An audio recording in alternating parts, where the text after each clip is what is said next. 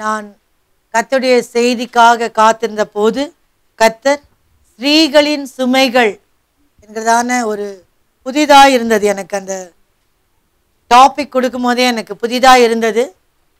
ஏன்னா நான் இதுவரைக்குமாக இந்த சுமைகளை குறித்து நான் பேசினதில்லை.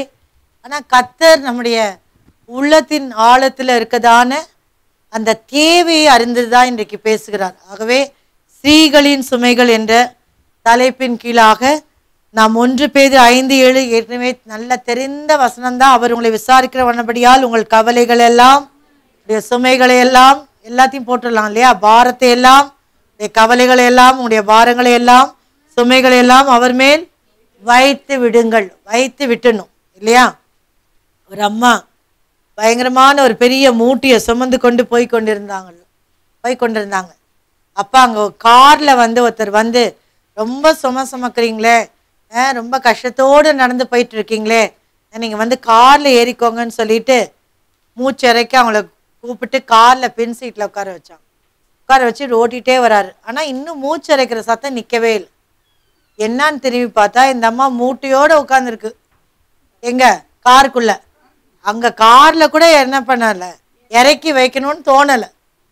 அந்த மாதிரி இன்னைக்கு நிறைய சுமைகளோடு வந்திருப்பேன் என்றால் சுமைகளை இறக்கி வைத்து விட்டு நாம் செல்லும்படியாக நாம் அழைக்கப்பட்டிருக்கிறோம். பலவிதமான சுமைகள் உண்டு. குடும்ப பாரம் என்கிறதான சுமை உண்டு.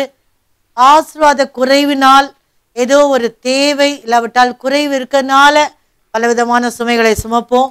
நம்முடைய பிள்ளைகளுக்கு கிடைக்க வேண்டிய வேலை கிடைக்கவில்லை என்றால், ஒரு நல்ல படிப்பு இல்லை என்றால் அது ஒரு சுமையாய் மாறும். சில நேரங்களில் ஜாயிண்ட் ஃபேமிலியில் இருக்கும்போது என்ன ஆகும், சில சுமைகள் ஏற்படும். கணவன் வீட்டாரால் சுமைகள் ஏற்படும், மனைவி வீட்டாரால் சுமைகள் ஏற்படும். அது மாத்திரமல்ல, ஒரு குடும்பத்திலே ஒரு கணவனார் இறந்த உடனே அந்த மனைவி அந்த பிள்ளைகளை சகோதரனுடைய குடும்பமோ இல்லாவிட்டால் சகோதரியுடைய குடும்பமோ ஏற்றுக்கொள்ளும் போது அதிலே ஒரு பலு உண்டு இல்லையா? பலவிதமான சுமைகளை நாம் இந்த உலகத்திலே பார்க்கிறோம். அப்போ விசுவாசிகளும் பலவிதமான பிரச்சனைகள், வேதனைகள், தனிமைன்றது ரொம்ப ஒரு பயங்கரமான ஒரு சுமை. எத்தனை பேர் அதை உணர்ந்திருக்கீங்க தெரியல. எல்லா குடும்பத்தில் தான் இருப்போம். ஆனால் என்ன இருக்கும், அது சுமையாக இருக்கும். ஒரு தனிமையாக இருக்கிறோமே, என்னை புரிந்து கொள்வார் யாரும் இல்லையே என்கிறதான ஒரு சுமையை சுமப்போம். சில சமயத்தில் பண பற்றாக்குறை வரும்போது அது ஒரு பாரமாய் நம்ம சுமையாய் மாறும் இல்லையா? முதல் வாரம் நல்லா ஓடிட்டு இருக்கோம், அது என்ன நல்ல வீக்குன்னு வாங்க, அது என்னவோ காப்பர் வீக்கா கிங்ஸ் வீக்கா, அப்புறம் கடைசி வாரம் பாப்பர் வீக்குன்னு வாங்க, ஒன்றுமே இருக்காது. அப்போ அந்த 15ஆம் தேதி வந்தவுடனே உங்களுக்கு தெரியும் இல்லையா, கேஸ் ஆகிப்போகுதுன்னொடனே ஒரு என்ன வரும், ஒரு பயம் வந்துடும். கேஸ் அந்த மாதிரி பலவிதமான சுமைகள். நம்ம பணம் பற்றாக்குறையின் போது ஒரு சுமை, ஒரு பொருளாதாரத்தின் சுமையை சுமக்க வேண்டி வரும். ஃபீஸ் பிள்ளைகளுக்கு கட்ட முடியலன்னா அது சுமையாக மாறும். யாராவது ஒரு வீட்டில் நம்முடைய வீடுகளில் யாராவது சிக்காயிட்டா அது ஒரு சுமையாய் மாறும். யாராவது இறந்து விட்டால் அது ஒரு பெரிய சுமையாக, துக்கத்தின் சுமையாக மாறிவிடும். ஆகவே பலவிதமான சுமைகளை நாம் சுமந்து கொண்டிருக்கிறோம். ஆனால் கர்த்தர் இன்றைக்கு நம்மிடத்திலே திட்டவட்டமாய் பேச விரும்புகிறார்.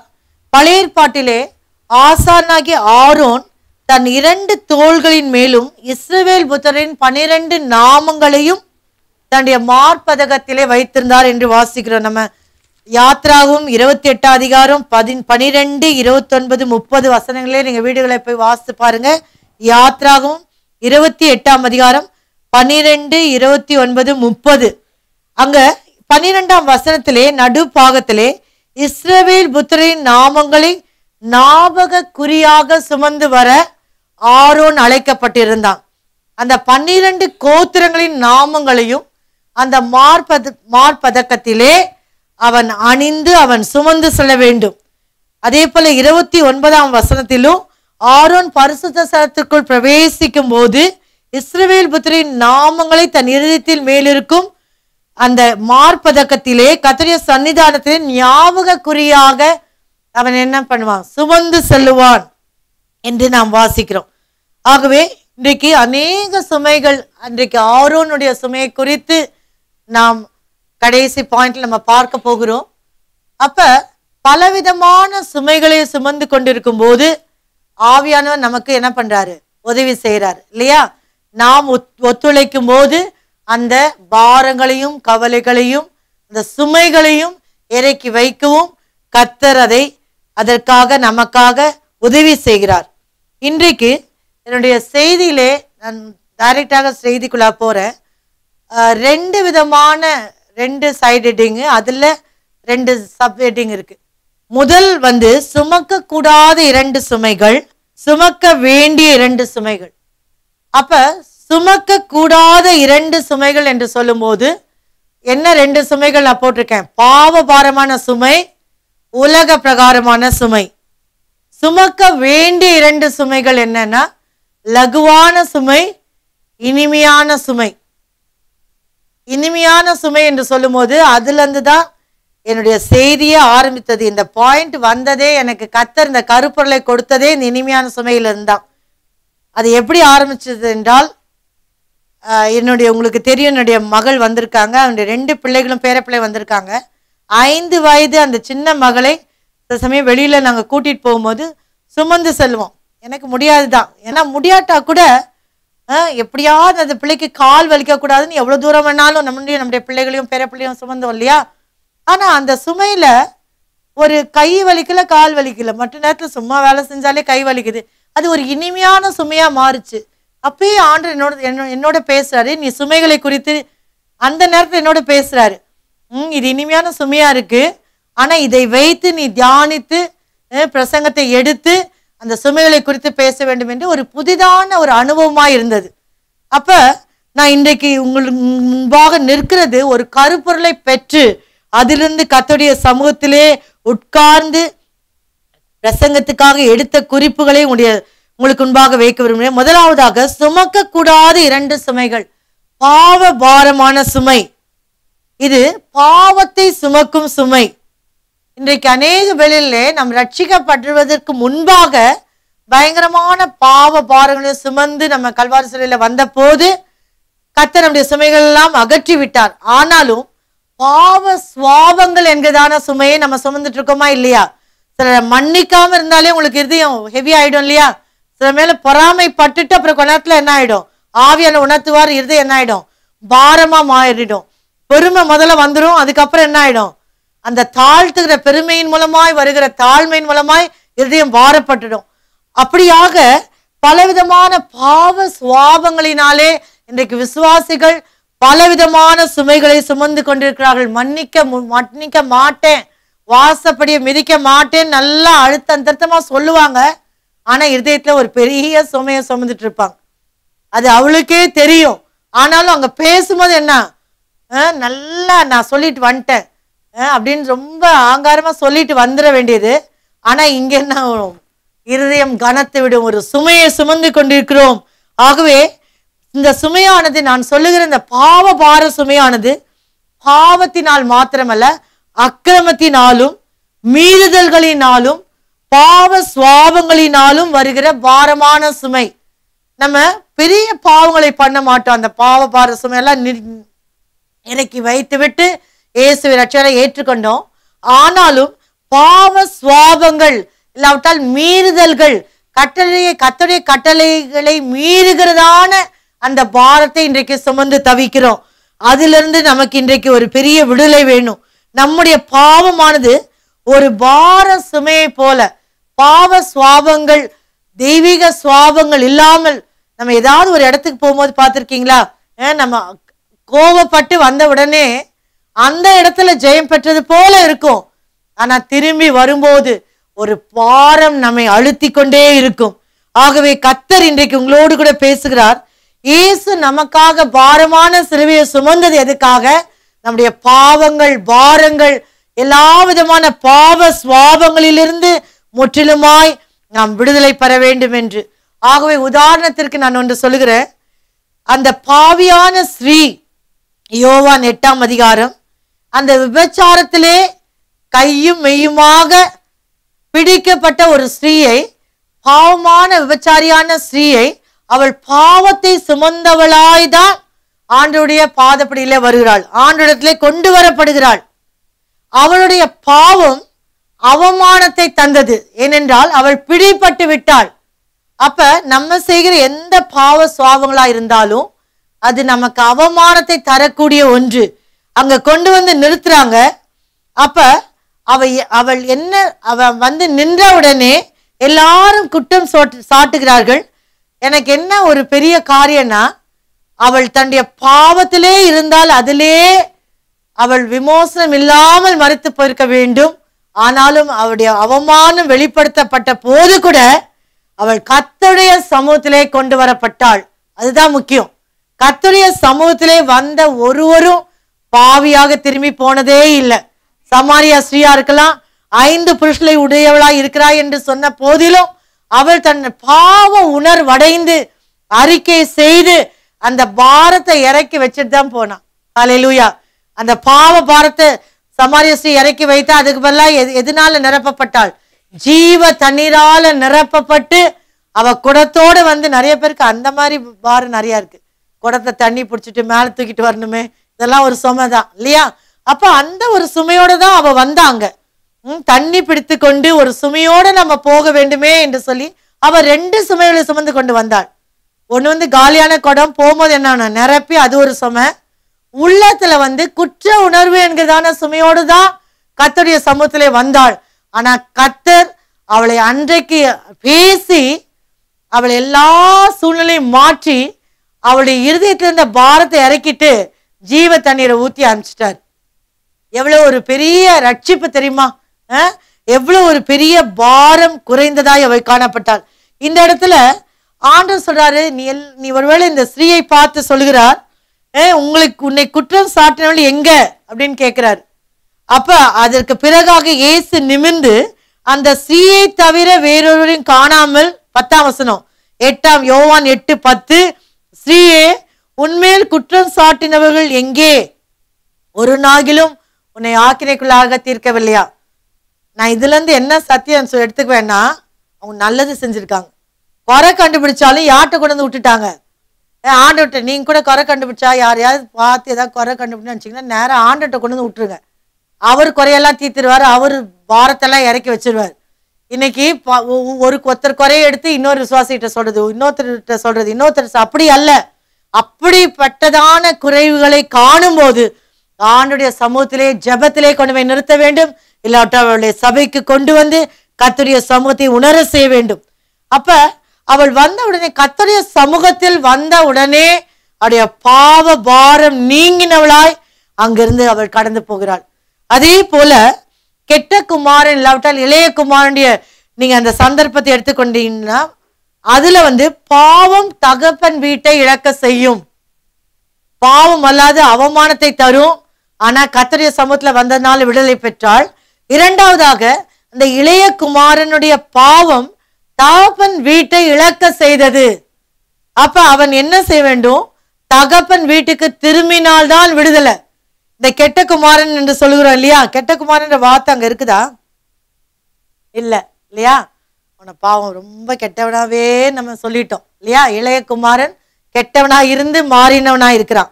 அவன் ஒரு பயங்கரமான பாவ பாரத்தை சுமந்தான். எப்படி என்றால், அந்த இவன் வந்து இளைய குமாரனுடைய கண்கள் யார் மேல இருந்துச்சுன்னா, எது மேல இருந்துச்சுன்னா, தன் தகப்பன் மேல் இருக்கிறதை காட்டிலும் தகப்பனுடைய ஆசையின் மேலதான் அவன் கண்கள் இருந்தது. அதனாலதான் ஐக்கியத்தை இழந்தான். இன்றைக்கும் கூட நம்முடைய தகப்பனாகிய ஆண்டவராகிய இயேசு கிறிஸ்து இல்லாவிட்டால் பிதாவாகிய தேவனுடைய ஐக்கிய அவர் மீது கண்களை பதிக்காமல் அவர் தருகிற ஆசீர்வாதங்களின் மீது கண்களை பதிக்கும் போது அவரிடத்திலிருந்து நாம் பிரிக்கப்படுகிறோம்.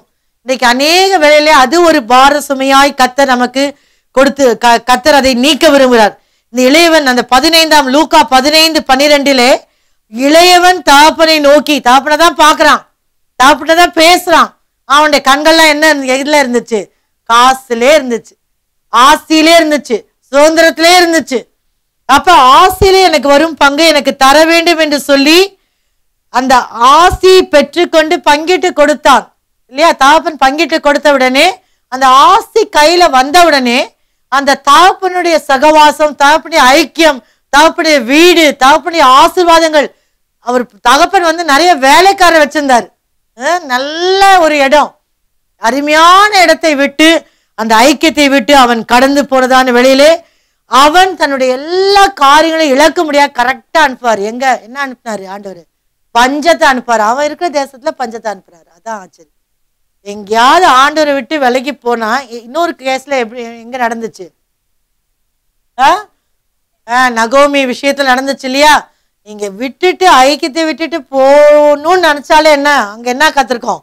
பஞ்சம் காத்திருக்கும். இன்றைக்கு அநேகர் ஐக்கியத்தை விட்டு போனவர்களும் கூட அநேகர் அந்த வசன பஞ்சத்துல இருக்காங்க, அந்த ஐக்கிய பஞ்சத்துல இருக்காங்க. அதை சொல்றேன் நான். சாப்பாட்டை குறித்து இளையகுமாரன் சாப்பாட்டு கஷ்டப்பட்டான். ஆனா ஐக்கியத்தை பிதாண்டி ஐக்கியத்தை விட்டு போகும்போது நம் ஆசுவாத குறைவு, பிரசன்ன குறைவு, ஐக்கியத்தின் குறைவுகளிலே நாம் காணப்படுகிறோமே. இன்னைக்கு உங்க கண்கள் யார் மேல இருக்குது? ஆண்டவர் மீது இருக்குதா? ஆண்டவர் ஆசுவாத்தின் மீது இருக்குதா என்று உங்களை ஆராய்ந்து பாருங்கள். ஏவாள் பாவத்தினாலே கீழ்ப்படியாமையினாலே எதை இழந்தாள்? ஏதேனை இழந்தாள், தேவனுடைய சமூகத்தை இழந்தாள். அதே போல இளையகுமாரன் தகப்பன் வீட்டையும் ஐக்கியத்தையும் இழந்து விட்டான். அதனால்தான் 20ஆம் வசனத்துல புத்தி தெளிந்த போது இருக்கா. அப்ப பாவ சுவாபம் வாரம் வந்தவுடனே என்ன தெளியணும்? ஃபர்ஸ்ட் உங்களுக்கு புத்தி தெளியணும். நம்ம எங்க இருக்கிறோம்? என்ன பண்ணிட்டு இருக்கோம்? நம்ம ஏன் ஐக்கியத்தை விட்டுட்டோம்? ஏன் இன்னைக்கு நடந்த கூட்டத்துல இல்லாம இன்னைக்கு வீட்டுல இருக்கிறோம்? ஐக்கியத்தை விடுறோம்னா முழுமையா விடுறது இல்லை. ஒரு நாள் வரலன்னா கூட ஐக்கியத்தை விட்டா மாதிரி. ஐக்கியத்தை விட்டுட்டோமே, இன்னைக்கு என்ன பண்ணிட்டு இருக்கோம்? நம்ம இங்க இருக்க வேண்டியது, கர்த்தருடைய சமூகத்தில் இருக்க வேண்டியது, ஏன் விட்டுட்டோம் என்று சொல்லி நமக்குள்ளாக அந்த ஒரு ஆதங்கம் வர வேண்டும். இந்த இடத்துல 20ஆம் வசனத்திலே நாம் வாசிக்கிறோம். அதை வாசிங்க. லூக்கா 15ஆம் அதிகாரம் 20ஆம் வசனம். எழுந்து புறப்பட்டு தன் தகப்பனிடத்தில் வந்தான். அவன் தூரத்தில் வரும்போதே அவனுடைய தகப்பன் அவனை கண்டு மனதுருகி ஓடி அவன் கழுத்தை கட்டிக்கொண்டு அவனை முத்தம் செய்தான். அந்த 15ஆம் அதிகாரத்திலே அதுக்கு முன்பாக அவன் புத்தி தெளிந்த போதுன்னு எந்த வசனத்துல போட்டிருக்கு? அதை வாசிங்க. 17ல என்ன போட்டிருக்கு? அவனுக்கு புத்தி தெளிந்த போது. அப்பதான் தகப்பனுடைய ஞாபகமே வருது. என் தகப்பனுடைய அப்ப கூட தகப்பனுடைய கூலிக்காரன் மேல ஞாபகம் வருது. எப்படி இருக்கு பாருங்க. படிப்படியாத ஒரு பாவ சுவாபம் ஒரு சுமைக்குள்ள போயிட்டா உடனடியாக தகப்பனுடைய வெளியில போறது ஈஸி கர்த்தருடைய சமூகத்தை விட்டு. ஆனா உள்ள வர்றது மிகவும் கஷ்டம். கூலிக்காரர் பூத்தியா சாப்பாடு தான் ஞாபகம் வருது அவருக்கு அப்ப கூட. அப்புறம் நான் எழுந்து என் தகப்பனிடத்திற்கு போய் தகப்பனே பரத்துக்கு விரோதமாகவும் உமக்கு முன்பாகவும் பாவம் செய்தேன். அப்ப தேவனுடைய ஐக்கியத்தை விட்டு பிரியும் போது தகப்பனுக்கு விரோதமாக இல்லாவிட்டால் பரலோகத்துக்கு விரோதமாய் பாவம் செய்கிறோம் என்பதை நாம் ஒரு நாளும் மறக்க கூடாது. இது ஒரு சுமை என்று சொல்லுகிறேன். அந்த பாரமான ஒரு பிரிந்து போன ஒரு சுமையோடு, ரட்சிப்பை இழந்த ஒரு சுமையோடு கூட காணப்படும் போது அப்படியே கட்டி தழுவிக்கிறார் தகப்பன். அதுதான் இருந்த நிலைமையிலே உங்களை அவர் ஏற்றுக்கொள்ள விரும்புகிறார். ஆனால் அதே நிலைமையிலே நீடிக்க விட மாட்டார். உங்களை மாற்றி உருமாற்றி நடந்துச்சா என்ன பண்றாரு? எல்லாம் அவனுக்கென்று ஒரு கொளுத்த கன்றை அடிப்பித்தார் என்று வாசிக்கிறோம் இல்லையா? அதிகமாக அவனுக்காக அநேக காரியங்களை கீத வாக்கியத்தை எல்லாம் நடன கழிப்பை கேட்டு அவன் மூத்த குமாரன் வெளியே போகிறான். அப்ப அவனுக்கென்று சில காரியங்களே அந்த தகப்பனார் எல்லாம் ரெடியா வச்சுட்டு இருக்காரு. நான் என்ன தெரியுமா யோசித்தேன்? அந்த சால்வை அந்த கொளுத்த கன்றெல்லாம் ஒரு கன்று குட்டியை வளர்த்துட்டே இருந்திருப்பாரு. எல்லாம் கொழுன்னு ஆட்டம். என் பையன் என்னைக்காவது ஒரு நாள் என்ன பண்ணுவான்? திரும்பி வருவான். ஒரு மோதத்தை கூட ரெடியா வச்சிருப்பாரு. எல்லா ட்ரெஸ் எல்லாம் ரெடியா வச்சிருந்திருக்காரு. நான் இப்படி நினைக்கிறேன், ஒவ்வொரு நாளும் வாசல்னு எட்டி எட்டி பார்த்துருப்பேன் என் பையன் வரானா. ஏன்னா அங்க வர்றது இவருக்கு எப்படி தெரியும்? வீட்டுக்குள்ள இருக்கோ தெரியுமா? தகப்பனுடைய அன்பு அதுதாங்க. ஒரு பிள்ளை வெளியில போயிடுச்சுன்னா எப்போ வருது எட்டி எட்டி பார்த்தா அதுக்கே கோவப்படுங்க நம்ம பிள்ளைங்க. என்னதுக்கு எட்டி பாக்குறீங்க? என்னென்ன சிங்கம் காட்டி பிடிச்சி கடிச்சு தின்னுடுமான்னு கேக்குதுங்க இல்லையா? அது தகப்பனுடைய தாய். அப்ப இந்த தகப்பன் ஒவ்வொரு நாளும் எட்டி எட்டி பாக்குறாரு. எப்படியாவது என் பையன் வந்துருவானா, அவனுடைய பாரெல்லாம் நீங்கி என் வீட்டுக்குள்ள வந்துட்டா எல்லாம் சரியாயிடும் சொல்லி எட்டி எட்டி பாக்குறாரு. எல்லாத்தையும் ஆயத்தப்படுத்தி வச்சு ஒரு நாள் பாக்குறாரு, அவன் தூரம் வந்தவனே ஓடிடுறாரு. அதுதான் உங்களுடைய பார சுமைகளை நீக்கும்படியாக நம்முடைய பரலோக தகப்பனார் உங்களை நோக்கி ஓடி வந்து உங்களுக்காக உங்களுடைய பழைய ஸ்தானத்தை அவன் அடைந்தான். அதுதான் தகப்பன் வீட்டை விட்டு போன பிறகு அவன் ஸ்தானத்தை இழந்தான், அதிகாரத்தை இழந்தான். எவ்வளவு அதிகாரமா வேலைக்காரெல்லாம் சொல்லியிருப்பான் இல்லையா? இங்க வா இங்க போன்னு. அங்க போனா ஒரு குடியானவன்ட்டு போய் ஒட்டிக்கிட்டானா. ரொம்ப அழகா இருக்கும். தேசத்துல பஞ்சம் வந்த உடனே குடியானவனோடு ஒட்டி கொண்டான், ஒரு கொடிகளில் ஒருவனோடு, தேசத்தின் குடிகளில் ஒருவனோடு, குடியவன் நான் சொல்லிட்டேன், தேசத்தில் குடிகளில் ஒருவனோடு ஒட்டி கொண்டான். ஆனா அவன் என்ன தரல, சாப்பாடு சரியா தரல. அப்பதான் புத்தி வருது. அப்ப கர்த்தர் நமக்காக கொடுத்த அந்தஸ்தையும் ஐக்கியத்தையும் ஆசீர்வாதங்களையும் இழக்காதபடிக்கு, ஒருவேளை நீங்க கர்த்தருடைய சமூகத்தை விட்டு அவர்கள் எல்லாம் இழந்திருப்பீர்கள் என்றால், கர்த்தர் இன்றைக்கு சொல்றார், என்னிடத்துல வா மகளே, தாப்பன் வீட்டுக்கு மறுபடியும் வா, என்னுடைய ஐக்கியத்துக்குள்ளாய் வா என்று உங்களை அழைக்கிறார். இந்த இளையகுமாரனுக்கு வயிறு காலி ஆயிடுச்சு திடீர்னு, இல்லையா? இவ்வளவு நேரம் என்ன இருந்துச்சு? வயிறு இல்லை, திருப்தியான சாப்பாடு. இவரும் சாப்பிடுவாரு, ஃப்ரெண்ட்ஸ் எல்லாம் சாப்பிடுவாங்க, ஃப்ரெண்ட்ஸ் இவர் சாப்பாட்டையும் சேர்த்து சாப்பிடுவாங்க. அப்புறம் கொஞ்ச நாள் ஆச்சு, எல்லாம் செலவழிந்த பிறகு வயிறு காலி ஆயிடுச்சா? வயிறு காலி ஆயிடுச்சு. ஆனா இருதயம் என்ன ஆயிடுச்சு? பாரமா மாறிடுச்சு. ஆனா ஆண்டவரத்துல வந்த பிறகு வயிறும் நிரப்பப்பட்டது, உள்ளமும் களிப்பானது. இதுதான் ஆண்டவரால் செய்யக்கூடிய காரியம். எல்லாவற்றையும் நிறைவாக்குற தேவனிடத்திலே நாம் மறுபடியுமாய் திரும்பி வருவோமா? இஸ்ரவேலர்களுடைய அந்த பாவத்தை நாம் நினைக்கும் போது, தானியேலின் புஸ்தகம் 9ஆம் அதிகாரத்திலே 15ஆம் வசனம், அவருடைய பாவத்தை குறித்து அவங்க எப்படியாக பாவ பாரத்தை சுமந்தார்கள் என்று சொல்லி 16ஆம் வசனத்திலே, எங்கள் பாவங்களினாலும் எங்கள் பிதாக்களின் அக்கிரமங்களினாலும் யாவருக்கும் நிந்தையானோம். இவருடைய பாவம் என்னத்தை கொண்டு வந்தது என்றால் நிந்தையை கொண்டு வந்தது. ஆகவே பாவ பாரமா இருந்தாலும், பாவ சுவாபம் என்கிற பாரமா இருந்தாலும், சுமையா இருந்தாலும், அது நமக்கு நிந்தையை கொண்டு வரும். ஆண்டவரே, உம்மிடத்தில் நான் திரும்பி வருகிறேன் என்று சொல்லி 20ஆம் வசனத்திலேயே அறிக்கையிட்டார்கள். அறிக்கையிட்ட போது தானியேல் 9:20 இப்படி நான் சொல்லி, தானியேல் ஜெபம் பண்ணி என் பாவத்தையும் என் ஜனமாகிய இஸ்ரவேலின் பாவத்தையும், அந்த பரிந்து பேசுற ஜெபத்தை ஆண்டவர் கேட்டு, அந்த அறிக்கைகளை கேட்டு கர்த்தர் அவளை விடுதலையாக்கினார். ஆகவே இன்றைக்கு ஆவியான நம்மோடு கூட பேசுறார். தாவீது சொல்றார் பாத்தீங்களா, நீங்க 32ஆம் சங்கீதத்துல அவன் பாவம் செய்யும் போது 32:1-5 சொல்லுகிறார். 1ஆம் வசனத்திலே, எவனுடைய மீறுதல் மன்னிக்கப்பட்டதோ, எவனுடைய பாவம் மூடப்பட்டதோ அவன் பாக்கியவான், எவனுடைய அக்கிரமத்தை கர்த்தர் எண்ணாதிருக்கிறாரோ, எவனுடைய ஆவியில் கபடம் இல்லாதிருக்கிறதோ. இதெல்லாம் சொல்றதெல்லாம் என்ன அர்த்தம்? அவருக்கு மீறுதல் இருந்துச்சு, பாவம் இருந்துச்சு, அக்கிரமம் இருந்துச்சு, ஆவியில் அவருக்குள்ளாய் கபடம் இருந்தது. அதெல்லாம் நான் அடக்கி வைத்து என் எலும்புகள் உலர்ந்து போயிற்று. அவ்வளவு பாரத்தினாலே அவருடைய சரீரம் பாதிக்கப்பட்டு போனது. ஆனா வசனம் 4 அவர் சொல்லுகிறார், இரவும் பகலும் உம்முடைய கை என் மேல் பாரமா இருந்ததினால். அந்த பாவ பாரம் நமக்குள்ளாய் வரும்போது, அந்த சுமையிலே நாம் இருக்கும்போது, தேவனுடைய கரம் பாரமாய் நம் மீது வந்து அமரும். ஏனென்றால் நம்மை முற்றிலும் விடுதலையாக்கும்படியாக பாரமாய் வந்து இறங்கும். நம்ம கர்த்தரிலே கேட்டு கெஞ்சி கர்த்தாவே விடுதலையாக்கும் என்று கேட்கும் போது கர்த்தருடைய கரம் ஆசீர்வாதத்தின் கரமாய் மாறிவிடும். எத்தனை பேர் இதை உணர்ந்திருக்கீங்க? பாரமா நம்மளோட கை, ஆண்டை கை நம்ம வரதை உணர்ந்திருக்கீங்களா? அப்பெல்லாம் என்ன அர்த்தம்? நம்ம ஏதோ ஒரு சுமையில இருக்கிறோம், கர்த்தர் உங்களை விடுவிக்க விரும்புகிறார் என்று சொல்லி அவருடைய கை பாரமாய் உங்கள் மீது வந்து இறங்கினாலும், நீங்கள் அறிக்கையிடும் போது அந்த சுமையை நீக்கி அவருடைய கை ஆசீர்வாதமாய் வந்து இறங்கும். ஹல்லேலூயா. ஒரு அழகான வசனம் உண்டு, நீதிமொழிகள் 16 பாவத்தின் நிவாரணம். நீதிமொழிகள் 16:6 பாவத்துக்கு என்ன நிவாரணம், பாவ சுவாபங்களிலிருந்து நம்ம வெளியே வரத்துக்கு என்ன நிவாரணம் என்றால், நீதிமொழிகள் 16:6 வாசிங்க. கிருபையினாலும் சத்தியத்தினாலும் பாவம் நிவிர்த்தியாகும், கர்த்தருக்கு பயப்படுகிறதுனால் மனுஷர் தீமையை விட்டு விலகுவார்கள். நீங்க தேவனிடத்துல போய் கிருபையாய் எனக்கு இறங்கும் என்று கேட்கும் போது கர்த்தர் நமக்கு மன்னிப்பு கொடுத்து அந்த பாவ பாரத்தை இறக்கி வைக்கிறார். அதற்கு பிறகாக சத்தியமான வசனங்களை, சத்தியத்தை கொடுத்து அந்த காலியான இடத்தை என்ன பண்றாரு, அவருடைய வார்த்தையினால நிரப்புகிறார். அதனால்தான் கிருபையும் வேணும், சத்தியமும் வேணும்.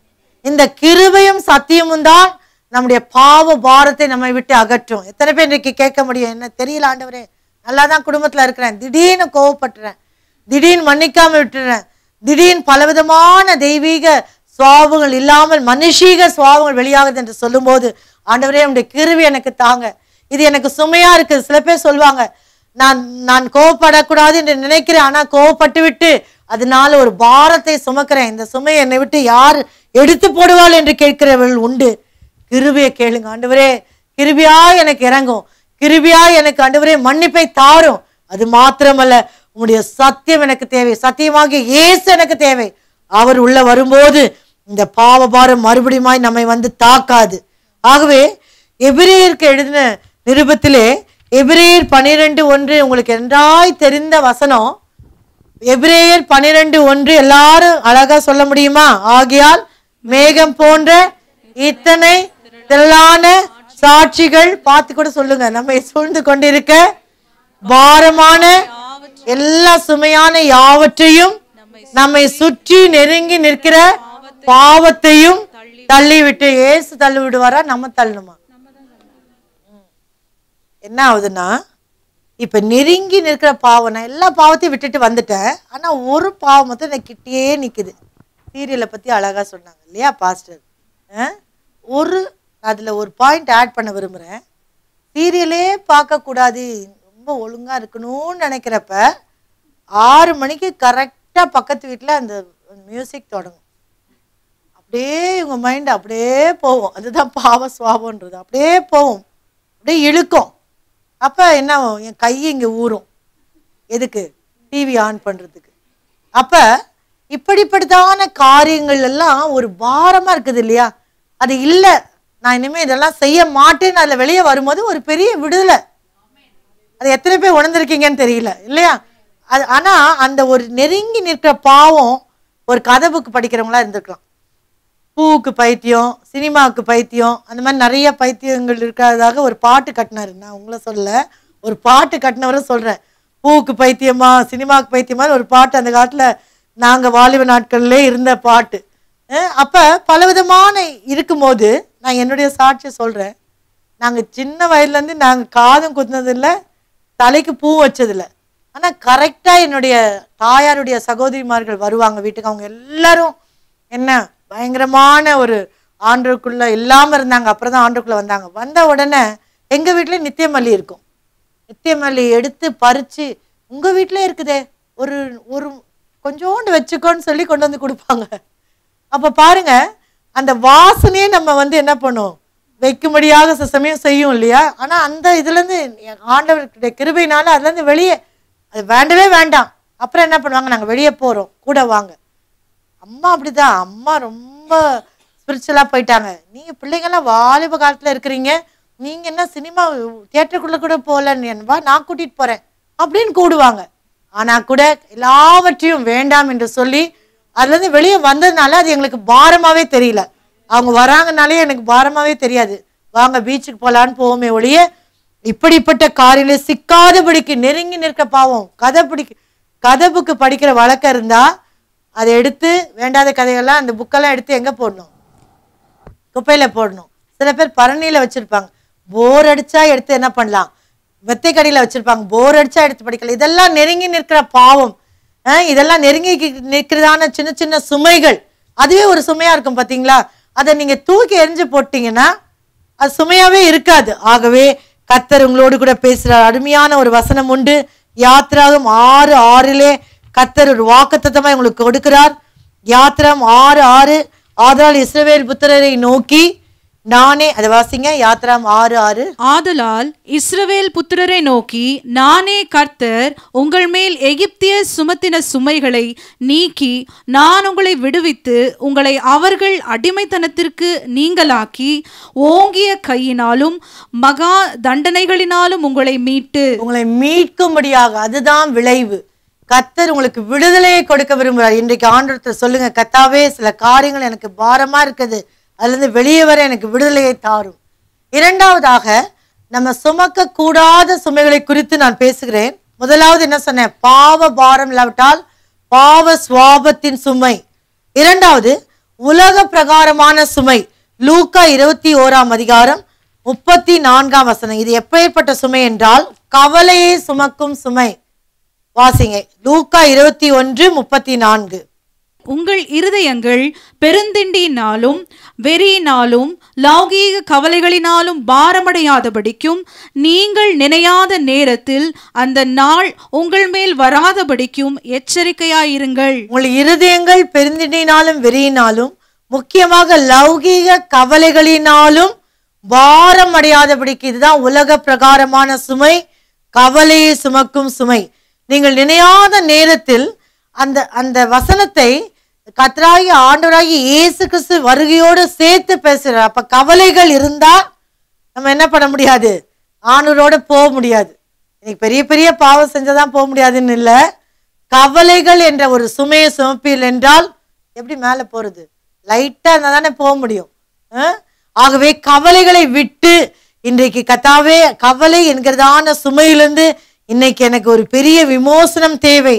அதான் உதாரணத்திற்கு மார்த்தாலை எடுத்துக்கொள்வோம் என்றால் பற்பல ஒரே நேரத்துல பற்பல வேலைகளை செய்யறது, வீட்லயும் அப்படிதான் பயங்கர ஒரு சுமை, கவலையின் சுமை. என்ன கவலை அவளுக்கு? சில பேருக்கு வினோதமான கவலைலாம் இருக்கும். இப்ப நான் கஷ்டப்படுறேன், மற்றவங்களும் கஷ்டப்படணும், நான் கஷ்டப்படுறேன், மரியாளும் கஷ்டப்படணும், நான் வேலை செய்யறேன், என்ன பண்ணும், மரியாதை வேலை செய்யணும். அதனால தான் வந்து சொல்றா, ஆண்டவரே நான் தனியே வேலை செய்யும்படி என் சகோதரி என்னை விட்டு வந்திருக்கிறதை குறித்து ஆண்டவர் கவலை இல்லையான்னு கேட்டுட்டு இவ கவலையை சுமையை சுமந்துட்டு இருக்கா. நிறைய பேர் அப்படி பண்றோம் இல்லையா?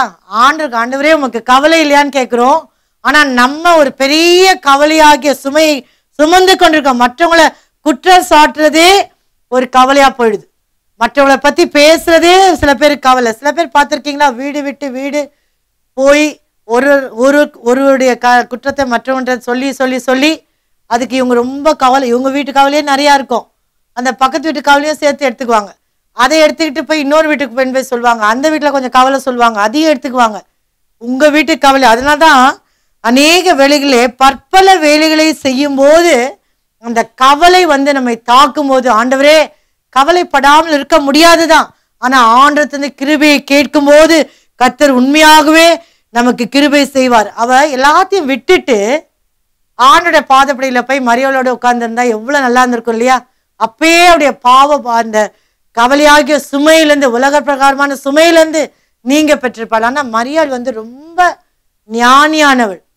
ஆண்டவராக இயேசு கிறிஸ்து வந்திருக்காரு தான், நான் வந்து அவர் பாதப்படியில உட்கார்ந்த பிறகுதான் அவருக்கு நான் என்ன பண்ணுவேன், சாப்பாடு கொடுப்பேன்னு சொல்லி முதலாவது இயேசுடைய பாதப்படியை தெரிந்து கொண்டாள். உங்களிடத்துல ஆண்டவர் பேசுறார், கவலைகள் என்ற சுமை வரும்போது உன் மீது வைக்கப்படும் போது ஆண்டவரே உடைய பாதப்படியை நான் நாடுவேன். எத்தனை பேர் இன்னைக்கு சொல்ல முடியும்? ஜெபிக்கிறதே இல்லை. ஜெபிக்காதவங்க கவலைப்படுவாங்க, கவலைப்படுறவங்க என்ன பண்ண மாட்டாங்க, ஜெபிக்கவே மாட்டாங்க. ஏன்னா ஒரு ஜபாலையில போய் உட்கார்ந்தா கூட அந்த கவலை தான் உங்களுக்கு அதிகமா. இப்ப கூட நிறைய பேர் நிறைய கவலைகள எங்கேயோ இருக்கிறீங்க, ஐயோ என்ன பண்றது, இது என்ன பண்றது, அது என்ன பண்றது, இன்னைக்கு இங்கேயே போயிடாதீங்க. அதுக்கு தான் உங்களுக்காக தான் கவலையின் சுமையை நீக்க விரும்புகிறோம். நீங்க அந்த கவலைக்குள்ளேயே போயிடாதீங்க.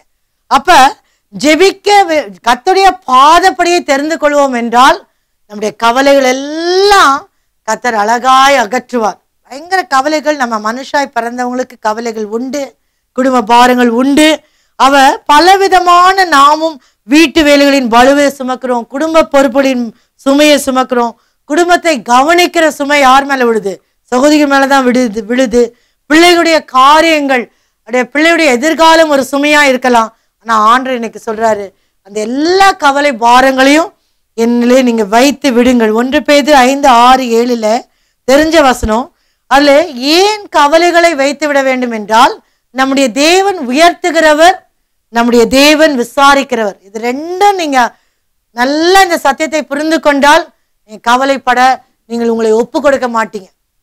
அவர் நம்முடைய தேவன் வந்து எல்லாவற்றையும் விசாரிக்கிறவர். சில இடங்கள்ல பார்த்துருக்கீங்களா, சில சமயத்துல ஒரு கல்யாண விருந்து அரேஞ்ச் பண்ணியிருப்பாங்க, அதுல வந்து ஏதாவது குறை வந்துருமோன்னு அந்த பார்ட்டி அந்த டென்ஷன்லேயே போயிடும். ஒழுங்கா கூட அந்த ஃபங்க்ஷன்ல அட்டன் பண்ண முடியாது, பிள்ளைய கவனிக்க முடியாது. ஐயோ சாப்பாடு பார்த்தோம், நிறைய பேர் வந்தவொடனே சாப்பாடு பார்த்தோம். ஆனா ஒருத்தர் இருப்பார், அது எல்லாத்தையும் கண்காணிக்கிறவர். அவர் கரெக்டா நம்பர் போட்டு கொஞ்சம் எக்ஸ்ட்ரா வந்தாலும் போட்டு அவர் இருப்பார். அவர் ஜாலியா சுத்திட்டு இருப்பார். பார்த்துருக்கீங்களா? அவர் விசாரிக்கிறவர், எல்லாத்தையும் விசாரிச்சு எல்லாருக்கும் குறைவில்லாமல் நடத்தும்படியாக ஒருத்தர் கையில பொறுப்பு கொடுக்கப்பட்டு இருக்கும். அதே போல உங்களை குறித்ததான எல்லா காரியங்களையும் விசாரிக்கிறவர் ஒருவர் உண்டு. உங்களை விசாரித்து சின்ன காரியமா இருந்தாலும் பெரிய காரியமா இருந்தாலும் எந்த குறைவில்லாமல் நடத்தி வராரா? எத்தனை பேர் சொல்ல முடியும்? எனக்கு ஒரு குறைய ஆண்டவர் வச்சதே இல்லை. ஏன்னா அவர் என்னை விசாரிக்கிறார், என் மேல் கண்ணை வைத்து எனக்கு ஆலோசனை சொல்றாரு. இந்த பிள்ளைக்கு இந்த குறைவு வரப்போது, நாளைக்கு வரப்போற குறைவை முன்பாகவே நமக்கு முற்றிலுமாக அதை நிறைவாக்குற ஒரு விசாரிக்கிற தேவன் உண்டு. நீங்க சாப்பிட்டீங்களா சாப்பிடலான்னு கேட்காதவங்க நிறைய பேர் இருக்காங்க இல்லையா? வீட்டுல கூட கேட்க மாட்டாங்க, சாப்பிட்டியான்னு கேட்க மாட்டாங்க. ஆனா கர்த்தர் நம்ம என்ன பண்றாரு? ஒவ்வொரு நிமிஷமும் நம்மளை விசாரித்து நம்முடைய சின்ன சின்ன தேவைகள் ஊழியத்தை குறித்து சொல்லும் போது விசாரிக்கிறவரா இருந்ததுனால்தான் கவலை இல்லாம ஊழியம் செய்ய முடிஞ்சிச்சு. ஆனா ஏன்னா தொடக்கத்துல 4 ஆத்மாக்கள் இருந்த போது ரொம்ப கவலையா இருக்கும். ஆண்டவரே, எல்லாவற்றையும் விட்டு வந்துட்டோம், நாங்க எப்படி இந்த குழந்தைகளை வைத்துக்கொண்டு மகளை வைத்துக்கொண்டு எப்படி அந்த எதிர்காலத்தை தள்ள போகிறோம் என்று சொல்லி ஒரு கவலை இருந்தது. ஆனா கர்த்தருடைய பாதப்படியிலே போகும்போது எல்லாம் கர்த்தர் அந்த எதிர்காலத்தின் பயம், அந்த கவலையை எங்களை விட்டு நீக்கி போட்டார். சின்ன சின்ன பொருள் தான். நான் ஒரு தடவை சொல்லியிருக்கேன், நம்ம கோயில் பார்க் ஸ்ட்ரீட்ல இருந்தப்போ ரொம்ப சின்ன இடம். அப்போ அந்த சின்ன இடத்துல அந்த பெருமையா சிமெண்ட் போட்ட ஒரு தரை தான், மொசைக் கூட கிடையாது. அப்போ நம்ம உட்கார்ந்துருக்க அந்த சேர்ஸ் போடுற இடமும் ஒரு மேடு மாதிரி இருக்கும். அந்த இடத்துல புல்பிட் இருக்கும், ஒரு சின்ன ஆம்பிளிஃபயர் இருக்கும். இப்போ சாம்சங் அதை ஆப்ரேட் பண்ணிட்டு இருந்தார். அப்போ அங்கே உட்கார்ந்துருக்கும் போது ஆண்டவரே ரொம்ப கவலைப்படுவேன். என்ன ஆண்டவரே, இந்த மாதிரி இடத்துல உட்கார்ந்துருக்கோம், ஒன்றுமே இல்லையே அப்படின்னு கவலைப்படுவேன். அன்னைக்கு திடீரென்று அந்த வாரம் ஒரு இடத்துல நாங்கள் பிரசங்கம் பண்ணுறதுக்கு நாங்கள் போயிருக்கோம். அங்கே போனால் அங்கே என்னுடைய கவலையை பாருங்க. அங்கே போனால் ஒரு அழகு கார்பெட் இருக்குது, அழகு கார்பெட் இருக்கு. என்னுடைய கவலை, நம்ம சபைக்கு ஒரு கார்பெட் இருந்தால் நல்லா இருக்குமே. அப்போ ரொம்ப கஷ்டம், நல்லா இருக்குமேன்னு அந்த கவலை தான். அவ்வளோதான், ஜெபம் பண்ணிட்டு வந்தாச்சு. பார்த்தா அந்த வாரம் ஒரு சகோதரி கார்பெட்டை தூக்கிட்டு சர்ச்சுக்கு வராங்க. பார்த்தீங்களா? அந்த ஒரு சின்ன சின்ன காரியங்களை கூட பார்த்து பார்த்து ஊழியத்தில் கர்த்தர் விசாரித்து செய்தார். அது மாத்திரமல்ல, அவர் தான் நம்ம உயர்த்துகிறவர். நீங்க கவலைப்படுறதுனால உயர்வு வந்துடாது. நீங்க கவலைப்படுறதுனால ஆசீர்வாதம் வரவே வராது. நீங்க கவலைப்படுறதுனால எல்லாம் நிறைவாய் மாறாது. அவர் உயர்த்தினார்னா யாரும் உங்களை தாழ்த்த முடியாது. அவர் உங்களை குடும்பத்தை முன்னுக்கு வர வச்சார்னா யாரும் அதை தடுக்க முடியாது. இந்த ஒரு சத்தியத்தை அறிவில் என்றால் என்னை விசாரிக்கிற ஒருத்தர் இருக்கிறார், என்னை உயர்த்துகிறவர் இருக்கிறார். அவருடைய பலத்த கைக்குள்ள நான் அடங்கி இருப்பேன். அடங்கி இருக்கும்போது அவர் உங்களுடைய கவலைகளை எல்லாம் அவர் மேல வைத்து விட்டுட பிறகு கர்த்தர் எல்லாவற்றையும் பார்த்து கொள்வார். மத்தேயு 6ஆம் அதிகாரம் இந்த வசனத்தெல்லாம் மனப்பாடமா தெரியும். அதை படிச்சு முடிச்சோடனே ஒரு கவலை வந்துடுது. சில பேருக்கு அந்த படிச்சு முடிக்கிறதுலே ஒரு கவலை, ஐயோ இன்னும் இந்த கவலை, இந்த காரியத்தை நம்ம கவனிக்கவே இல்லையே என்று. 27 வசனம் 6:27 வாசிங்க. கவலைப்படுகிறதுனாலே உங்களில் எவன் தன் சரீர அளவோடு ஒரு முழத்தை கூட்டுவான்? உடைக்காகவும் நீங்கள் கவலைப்படுகிறது என்ன? காட்டு புஷ்பங்கள் எப்படி வளர்கிறது என்று கவனித்து பாருங்கள். அவைகள் உழைக்கிறதும் இல்லை, நூற்கிறதும் இல்லை. என்றாலும் சாலமோன் முதலாய் தன் சர்வ மகிமையிலும் அவைகளில் ஒன்றை போல் ஆகிலும் உடித்திருந்ததில்லை என்று உங்களுக்கு சொல்லுகிறேன். 34ஆம் வசனத்துல என்ன சொல்றாரு? ஆகையால் நாளைக்காக கவலைப்படாதிருங்கள். நாளைய தினம் தன்னுடையவைகளுக்காக கவலைப்படும். அந்தந்த நாளுக்கு அதினதின் பாடு போதும். அது இல்லையே, அந்தந்த நாளுக்கு அதினதின் பாடு போதும். இன்னைக்கு இருக்கிற பாடே போதும் இருக்குது. இதுல நாளைக்காக கவலைப்பட்டுட்டு அடுத்த நாளைக்காக கவலைப்பட்டு கொண்டு அந்த சுமையை சுமக்க வேண்டாம் என்று கர்த்தர் உங்களோடு கூட பேசுகிறார். அது எப்பேற்பட்ட காரியமா இருந்தாலும், உங்களுடைய பிள்ளைகளை குறித்த எதிர்காலமா இருந்தாலும், பிள்ளையுடைய கல்யாண விஷயமா இருந்தாலும், கர்த்தர் மீது பாரத்தை வைத்து விட்டு, ஆண்டவரே இந்த கவலையாகிய சுமையை உங்க மேல வச்சிடுறேன், நீங்க விசாரிச்சுக்கோங்க, நீங்க அந்த பிள்ளையை உயர்த்துங்க என்று சொல்லி சொல்லும் போது, அது மாத்திரமில்லை, ஊழியத்தில் இருக்கவர்களுக்காக நான் சொல்லுகிறேன். மத்தேயு 10:19 அவர்கள் உங்களை ஒப்பு கொடுக்கும் போது எப்படி பேசுவோம் என்றும் எண்ணத்தை பேசுவோம் என்றும் கவலைப்படாதிருங்கள். நீங்கள் பேச வேண்டுவது அந்நேரத்திலே உங்களுக்கு அருளப்படும். எத்தனை பேர் தனித்தாள் ஊழியத்துல இதை கவனிச்சிருக்கீங்க? என்ன பேச போறோம்? ஒரு புதுசா ஒரு முஸ்லீம் ஆள் வந்துருவாங்க, இல்லாவிட்டா ஒரு இந்து சகோதரி வருவாங்க, ஒரு பஸ்ல உட்கார்ந்து இருப்பாங்க, ஒருத்தர் என்ன பேச நம்மளுக்கு தெரியாது, அதுல ஒரு கவலை வந்துடும். அது கூட ஒரு சுமையாக எடுக்க வேண்டாம். என்ன பேசுவோம், எப்படி பேசுவோம் என்று கவலைப்படாதிருங்கள். ஏன்னா ஊழியத்துல கூட எந்தவித கவலை இல்லாம ஊழியம் செய்யணும் பாருங்க. இந்த பறவைகளை போல, அது ஆகாயத்து பறவை அப்படியே பறந்து போய் சுவாதீனமா இருக்கிறது போல நம்முடைய ஊழியத்தை நிறைவேற்ற வேண்டும். அப்ப உலக பிரகாரமான கவலைகளிலிருந்து கர்த்தர் உங்களுக்கு மன அமைதியை கொடுக்க விரும்புகிறார். சில பேர் கவலைப்பட்டு ரொம்ப டென்ஷன் ஆகி அதிகமாக எல்லாத்தையும் அதை வந்து காட்டி அப்படி அல்ல. கர்த்தர் உங்களுக்கு மன நிம்மதியும் மன அமைதியையும் விளைவாக கொடுக்க விரும்புகிறார். எத்தனை பேர் விசுவாசிக்கிறீங்க? ஆண்டவரே, இன்னைக்கு என்னுடைய சமூகத்திலே வைத்துட்டு போயிடுறேன், என்னுடைய கவலை எல்லாம் உடைய பாதத்துல வைத்து விட்டு போறேன், நான் நிம்மதியாக சந்தோஷமாக அமைதியோடு நான் இந்த இடத்தை விட்டு புறப்பட்டு போக வேண்டும் என்று சொல்லுவீர்கள் என்றால் கர்த்தர் உங்களுக்கு அதை அருள் செய்வார். அடுத்ததாக அடுத்த பாதத்துக்கு வருவோம். சுமக்க வேண்டிய 2 சுமைகள், சுமக்க கூடாத 2 சுமைகள். என்ன சுமைகள்? பாவ சுவாபமாகிய பாரமான சுமை, 2வது கவலைகளை சுமைக்கிறதான உலக பிரகாரமான சுமை. ஆனா சுமக்க வேண்டிய 2 சுமைகள் உண்டு. ஒன்று லகுவான சுமை, 2வது இனிமையான சுமை. லகுவான சுமை என்று சொல்லும்போது இயேசுவின் நுகத்தை சுமக்கும் சுமை, இயேசுவின் நுகத்தை சுமக்கும் சுமை. அதான் மத்தேயு 11ஆம் அதிகாரம் 30ஆம் வசனத்திலே அழகாய் சொல்லப்பட்டிருக்கிறது, என் நுகம் மெதுவாயும் என் சுமை லகுவாயும் இருக்கிறது. அப்ப லகுவான சுமை, இந்த சுமையை நீங்கள் சுமக்க வேண்டும் என்று நாம் அழைக்கப்பட்டிருக்கிறோம். இந்த சுமை நுகத்தை சுமக்கும் போது நமக்கு என்னென்ன காரியங்கள் கிடைக்குது என்று நாம் பார்க்க போகிறோம். இயேசுவோடு நுகத்திலே பூட்டப்படும் போது தேவனுடைய சுமை லகுவாய் காணப்படும். இன்றைக்கு அந்த நுகத்தடியிலிருந்து வெளியே வந்துட்டு அவங்க வந்து நல்லா ஆவிக்குரிய வாழ்க்கையில் நல்ல சுகமா இருக்கணும், சுமை இருக்கக்கூடாதுன்னு நினைக்கிறாங்க. அப்படி அல்ல. நுகத்தடியிலே இயேசுவோடு பிணைக்கப்படும் போதுதான் அது லகுவான சுமையாய் காணப்படும். அந்த இதே நம்ம என்ன சொல்ல வருகிறேன் என்றால், இப்ப பொதுவாக சொன்னால் ஒரு ரொம்ப தூரம் நம்ம தனியா நடக்கிறோம்னு வச்சுக்கோங்க. தனியா நடந்தா காலும் வலிக்கும், நம்ம தூரம் ரொம்ப தூரம் போன மாதிரி இருக்கும். ஆனா இருவராய் பேசிக்கொண்டே நடந்து போகும்போது காலில் வலியும் ஏற்படாது, அதை பொருட்படுத்த மாட்டோம். அது மாத்திரம் இல்ல, தூரத்தையும் நம்ம பொருட்படுத்த மாட்டோம். அதே போலதான் ஐக்கியம் என்ற நுகத்தடியிலே நாமும் இயேசுவும் பிணைக்கப்படும் போது எல்லா விதமான வேதனையிலிருந்து நம்மளுக்கு விடுதலை உண்டு. இந்த ஆவிக்குரிய வாழ்க்கையில தேவனோடு அந்த ஐக்கியம் என்ற அந்த விதமான நுகத்தடியிலே பிணைக்கப்பட்டிருக்கீங்களா, இல்லாட்டி வெளியே வந்துட்டீங்களா? சில மாடு பார்த்துருக்கீங்களா? கொஞ்சம் தூரம் போவோம், நுகத்தடியிலேருந்து வெளியில வரணுமா, அதனால அப்படியே உட்காந்துக்கும். பார்த்துருக்கீங்களா? நடு ரோட்ல அப்படியே உட்காந்துக்கும். சில பேர் நிறைய பேர் அந்த மாதிரி பண்றீங்க. என்ன பண்றீங்க? ஆண்டவரே போதும், ஆண்டவரே நிறுத்திடுங்க, ஆண்டவரே. ஆண்டவர் நிறுத்தலைன்னா இவங்க உட்காந்து ஸ்ட்ரைக் பண்ணுறது. நடக்க மாட்டேன் ஆண்டவரே. சின்ன பிள்ளைங்க ஸ்ட்ரைக் பண்ணுங்க இல்லையா, கொஞ்ச தூரம் போனோடனே. அது போல நம்ம அநேக வேளையிலே அந்த நுகம் ஏன் நமக்கு கொடுக்கப்பட்டிருக்குது என்றால் 2 காரணங்கள்.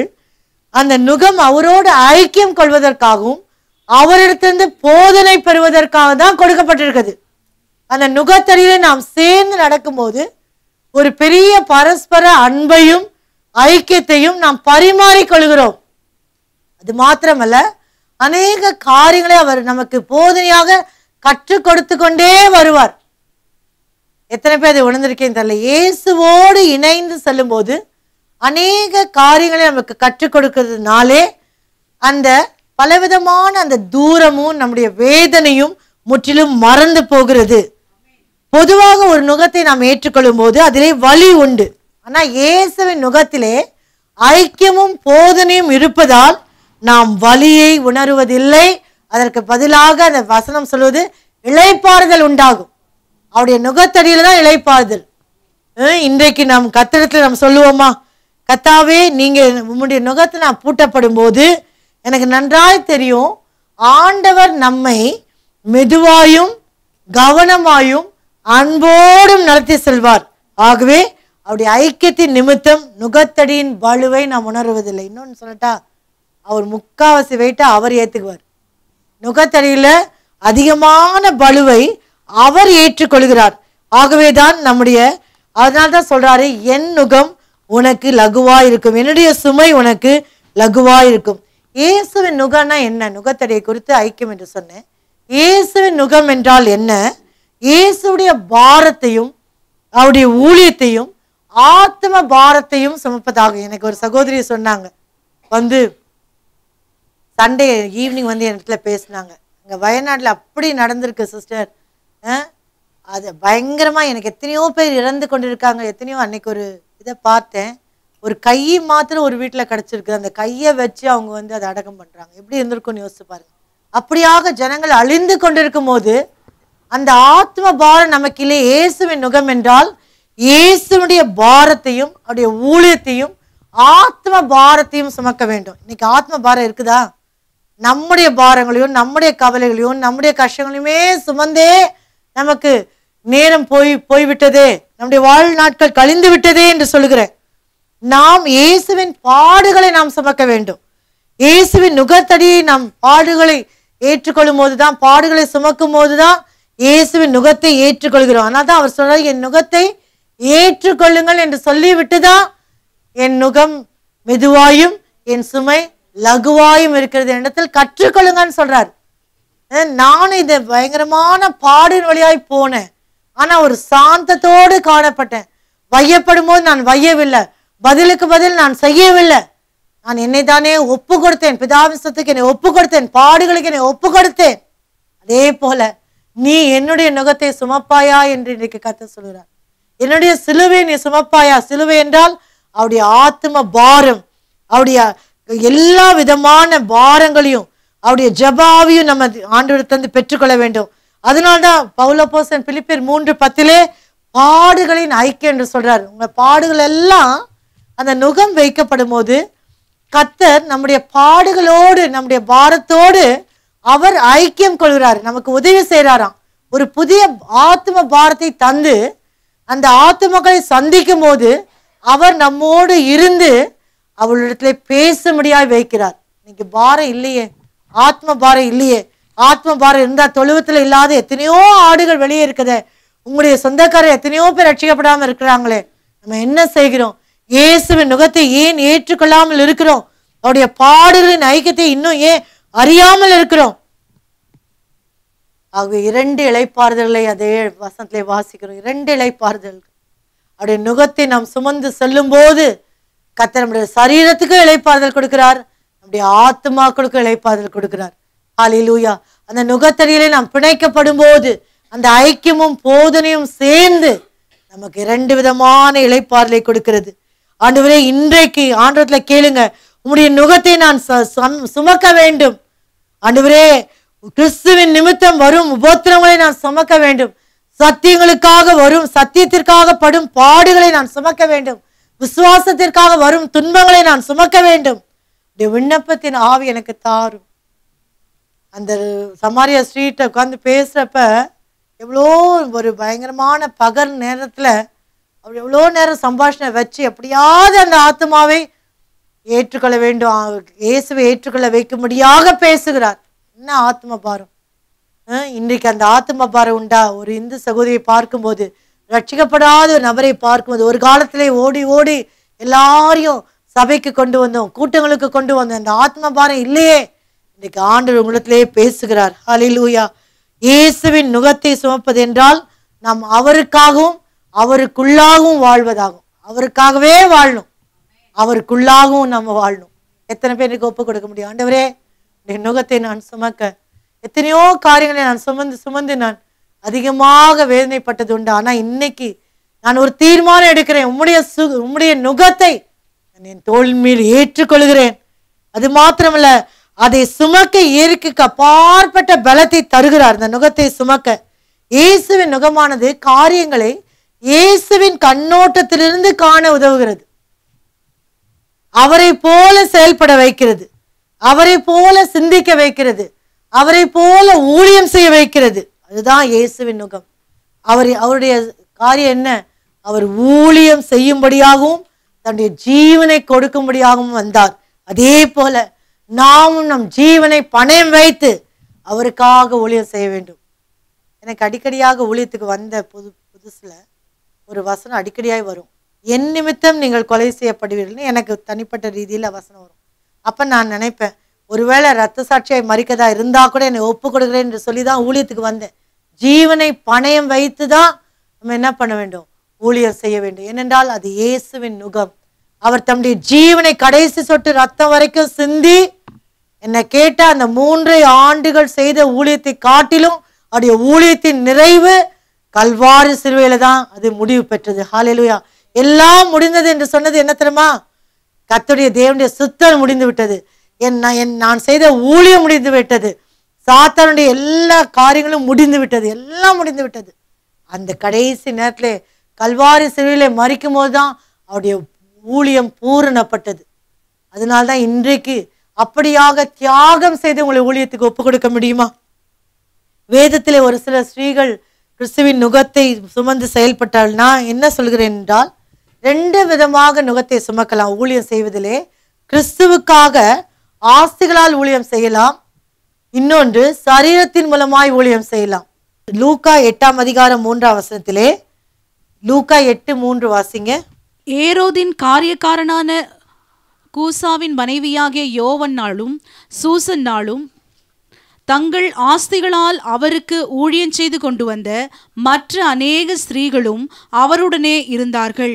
யோவன்னாலும் சூசன்னாலும் ஆஸ்திகளால் கர்த்தருக்கு ஊழியம் செய்து இயேசுவின் நுகத்தை சுமந்தார்கள். மற்ற ஸ்திரீகளும் கூட இருந்தார்கள். அவள் தேவனுக்காக ஊழியம் செய்தார்கள். நம்ம சரீரத்தினாலே 2வது சொன்னேன், ஆசினால முதல்ல ஊழியம் செய்யணும், 2வது சரீரத்தினால ஊழியம் செய்யணும். சில பேர் நான் ஒரு காலத்தில் அப்படி நினைச்சது உண்டு. நம்ம பணத்தெல்லாம் கொடுத்து என்ன பண்ணிடலாம், யாராவது ஊழியக்காரர் செய்யட்டும் நினைச்சது உண்டு. ஆனா கர்த்தர் அது வேண்டாம், நீயே உன்னுடைய சரீரத்தையே உன்னுடைய ஜீவனையே எனக்கு பணைய வைத்து ஊழியர் சென்று அழைத்து கொண்டு வந்தார். அதே போல எத்தனை மிஷனரிமார்கள் எடுத்து பாருங்க. ஊழியக்காரர்கள் சுவிசேஷங்கள் அதிக தூரம் நடந்து விளக்கில்லாத இடத்துலெல்லாம் இருந்து அதிகமான விஷ பூச்சிகளின் கடிகளின் மத்தியிலே எவ்வளவு பெரிய ஊழிய பாரத்தை சுமந்திருக்காங்க தெரியுமா? ஒரு குறிப்பிட்ட இடத்துல ஒரு குறிப்பிட்ட மிஷனரிக்கு காலில் அடிபட்டு அதில் போடுறதுக்கு எண்ணெய் இல்லை. அப்போ எண்ணெய் பூசி ஜெபம் பண்ண வேண்டும் என்று அசிஸ்டன்ட் சொன்னப்ப அவர் சொல்றாரு, அசிஸ்டன்ட் சொல்றாரு எண்ணெயே இல்லைன்னு. அப்போ அவங்க அந்த இடத்துல வெறும் விளக்கே கிடையாது, கெரோசின் ஆயில் தான். அப்போ அந்த மிஷனரி சொல்றாரு, எந்த எண்ணெய்ன்னு குறிப்பிடல, இந்த எண்ணெய் தான் போடணும்னு சொல்லல, அந்த கெரோசின் ஆயில் இருக்குல்ல அதை கொண்டு வா, அதை என் காயத்தில் போடுன்னு சொல்றாரு. எப்படிப்பட்ட தியாகமுள்ள ஊழியத்தை செய்து இயேசுவின் நுகத்தை சுமந்தால் தெரியுமா? அந்த கெரோசின் அந்த ஆயிலை வைத்து ஜெபம் பண்ணி பூசினாங்க, விடுதலை உண்டாச்சு, சுகம் உண்டாச்சு. அடுத்த நாளே அவங்க புறப்பட்டு அடுத்த ஊழியத்துக்கு சொல்றாங்க. மிஷனரி மார்களின் அநேக கதைகளை நான் படித்து அதிகமாய் நான் அழுதது உண்டு. அப்படிப்பட்டதான ஒரு பாரம் எனக்கு இல்லையே கர்த்தாவே, அப்படிப்பட்டதான தியாகம் எனக்கு இல்லையே. இன்றைக்கு அப்படிப்பட்டதான பாரத்தை கர்த்தர் உங்களுக்குள்ளாக உட்புகுத்த விரும்புகிறார். இயேசுவின் நுகத்தை சுமப்பீங்களா? கொஞ்சம் ஏசி ஆஃப் ஆயிட்டாலே நம்மளுக்கு என்ன ஆயிடுது, முடியல. ஆனா எத்தனையோ மைல் தூரங்கள் நடந்து நடந்து, அதே போல ஸ்ட்ரீட்டி ஸ்டட், வெரி குட் கிரிக்கெட்டர், கிரிக்கெட்ல ஃபர்ஸ்ட் ஆளு, எல்லாத்துலயும் முதன்மையாய் வந்தவர். கிரிக்கெட் ஊழியத்துல கிரிக்கெட்ல வந்து அவர் கிரிக்கெட்டை விட்டுட்டு ஊழியத்துக்கு வராரு. அப்ப எல்லாம் திட்டுறாங்க, உனக்கு எவ்வளோ பெரிய பேரும் புகழும் இருக்குதே. இல்லை, அவர் சொன்னாரு, நான் இயேசுவுக்காக நான் நுகத்தை சுமக்க என்னை அர்ப்பணித்து விட்டேன். அது மற்ற ஊருக்கு வந்தாங்க, நம்ம ஊர்லயே ஊழியம் செய்து கஷ்டப்படுறோம். நாடு விட்டு நாடு வந்து மொழி தெரியாம ஒரு இடத்துல குஷ்டரோகிகள் இருந்த இடத்துல ஒரு மிஷனரி போய் அந்த குஷ்டரோகி சாப்பிட்டு அந்த பாத்திரத்தை வாங்கி இவர் சாப்பிட்றாரு. தன்னுடைய பாரத்தை வெளிப்படுத்தி அந்த மனுஷனுக்கு சுவிசேஷத்தை சொல்றாரு. அப்படியெல்லாம் கஷ்டப்பட்டு இயேசுவின் நுகத்தை சுமந்து சுமந்து சுமந்து இன்றைக்கு அநேகர் கர்த்தரத்துல போயிருக்காங்க. நம்ம அந்த பேட்டை நம்ம கையில ஆண்டவர் கொடுத்துருக்காரு. நீங்க என்ன செய்றீங்க? இயேசுவின் நுகத்தை உங்க ஏரியாவில் உங்க ஸ்ட்ரீட்ல நீங்க எல்லாருக்கும் ஆண்டவரை பத்தி சொல்றீங்களா என்று சொல்லி ஆண்டவரத்துல உங்களை ஒப்பு கொடுத்து சொல்லுங்க. ஹல்லேலூயா. கர்த்தாவே, எனக்கு அப்படிப்பட்டதான ஒரு புதிய பாரத்தை தாரும், ஒரு புதிய விண்ணப்பத்தின் ஆவியை தாரும். கர்த்தாவே, மற்றவர்களுக்காய் ஜெபிக்க போறேன், ஆத்மாக்களுக்காய் நான் ஜெபிக்க போறேன். அன்று சில பேருக்கு ஜெப ஊழியத்தை கொடுத்திருப்பாரு. அதுவும் இயேசுவின் நுகத்தை சுமக்கிற ஒரு ஊழியம். இயேசுவின் நுகத்தை சுமக்கும்படியாக ஜெபிக்கும்படியாக கர்த்தர் அந்த ஜெபிக்கதே ஒரு பாரம் தெரியுமா? அது ஜெபிச்சு முடிக்கிற வரைக்கும் அது ஒரு சுமையா இருக்கும். அடிக்கடி சொல்வேன், ஏதாவது ஒரு பிரச்சனை வந்தா அது பாரமா இருக்கும். அந்த பாரத்தை கொண்டு போய் ஜெபத்துல வச்சுட்டா அது வந்து லகுவாயிடும். அதுதான் லகுவான சுமை. அந்த பாரம் போயிடும். அந்த அந்த அந்த பிரச்சனையே போயிருக்காது. பிரச்சனை விடுதலையே கிடைச்சிருக்காது, ஆனா ஜெபிச்ச உடனே அந்த பாரம் நம்ம விட்டு நீங்கிறோம். அதே போலதான் கர்த்தருடைய பாரத்தை, அவளுக்கு இருந்ததான அந்த ஆவி, அவருக்குள்ளா இருந்ததான அந்த விண்ணப்பத்தின் ஆவி, தியாகம், எல்லாவற்றையும் கர்த்தரிடத்திலே நாம் பெற்றுக்கொள்வோம். 2 கொரிந்தியர் 4:17 பவுலப்போஸ்தலன் ரொம்ப அழகா சொல்லிட்டாரு. யார் சொல்றது பாருங்க, பவுலப்போஸ்தலன் அத்தனை அடிகள் பெற்று கப்பர் சேதம் பலவிதத்திலும் கிறிஸ்துவுக்காக நுகத்தை சுமந்த பவுலப்போஸ்தலன் சொல்றாரு, இந்த உபத்திரம் லேசான உபத்திரம். ஹல்லேலூயா.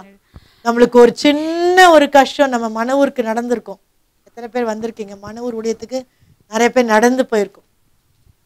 அந்த நாட்களிலே நாங்க போன அந்த 92ஆம் ஆண்டிலே எதுவுமே இருக்காது, ஒரு ஆட்டோ கூட இருக்காது, ரொம்ப வெயில் அடிக்கும். நாங்கள் ஏற்கனவே சொன்னது போல சொல்லுகிறேன், அந்த என்னுடைய அம்மா வந்து ஏதாவது புளி சாதம் கட்டி முட்டை வச்சு பேக் பண்ணி எங்களுக்கு கொடுப்பாங்க. இங்கே சர்வீஸை முடிச்சுட்டு அதுக்கு பிறகு நானும் பாஸ்டரும் அங்கே வந்து போய் அங்கே நடந்து அந்த ஸ்டேஷனில் ஏறி பெரம்பூரில் ஏறி மணவூரில் இறங்கி அந்த மணவூர் அந்த ஸ்டேஷன்லேயே உட்காந்து ரொம்ப அழுக்காக இருக்கும், அந்த இடத்துல உட்காந்து அந்த சாப்பாடை சாப்பிட்டுட்டு உள்ளே வந்து நடக்கணும். 92ஆம் வருஷத்துலலாம் ஒன்றுமே இல்லை, நடக்க நடக்க வெயில் பயங்கரமாக கொளுத்தும். அப்போல்லாம் யங் டேஸாக இருந்ததுனால பரவாயில்ல, 27 வயசு எனக்கு. அப்போ யங் டேஸாக இருந்தப்ப எனக்கு ரொம்ப கஷ்டமாக இருந்தாலும் கர்த்தருக்காக செய்யணும்னு சொல்லிட்டு அங்கே போய் பார்த்தா ஆத்மாக்கள் காத்திருக்கும்.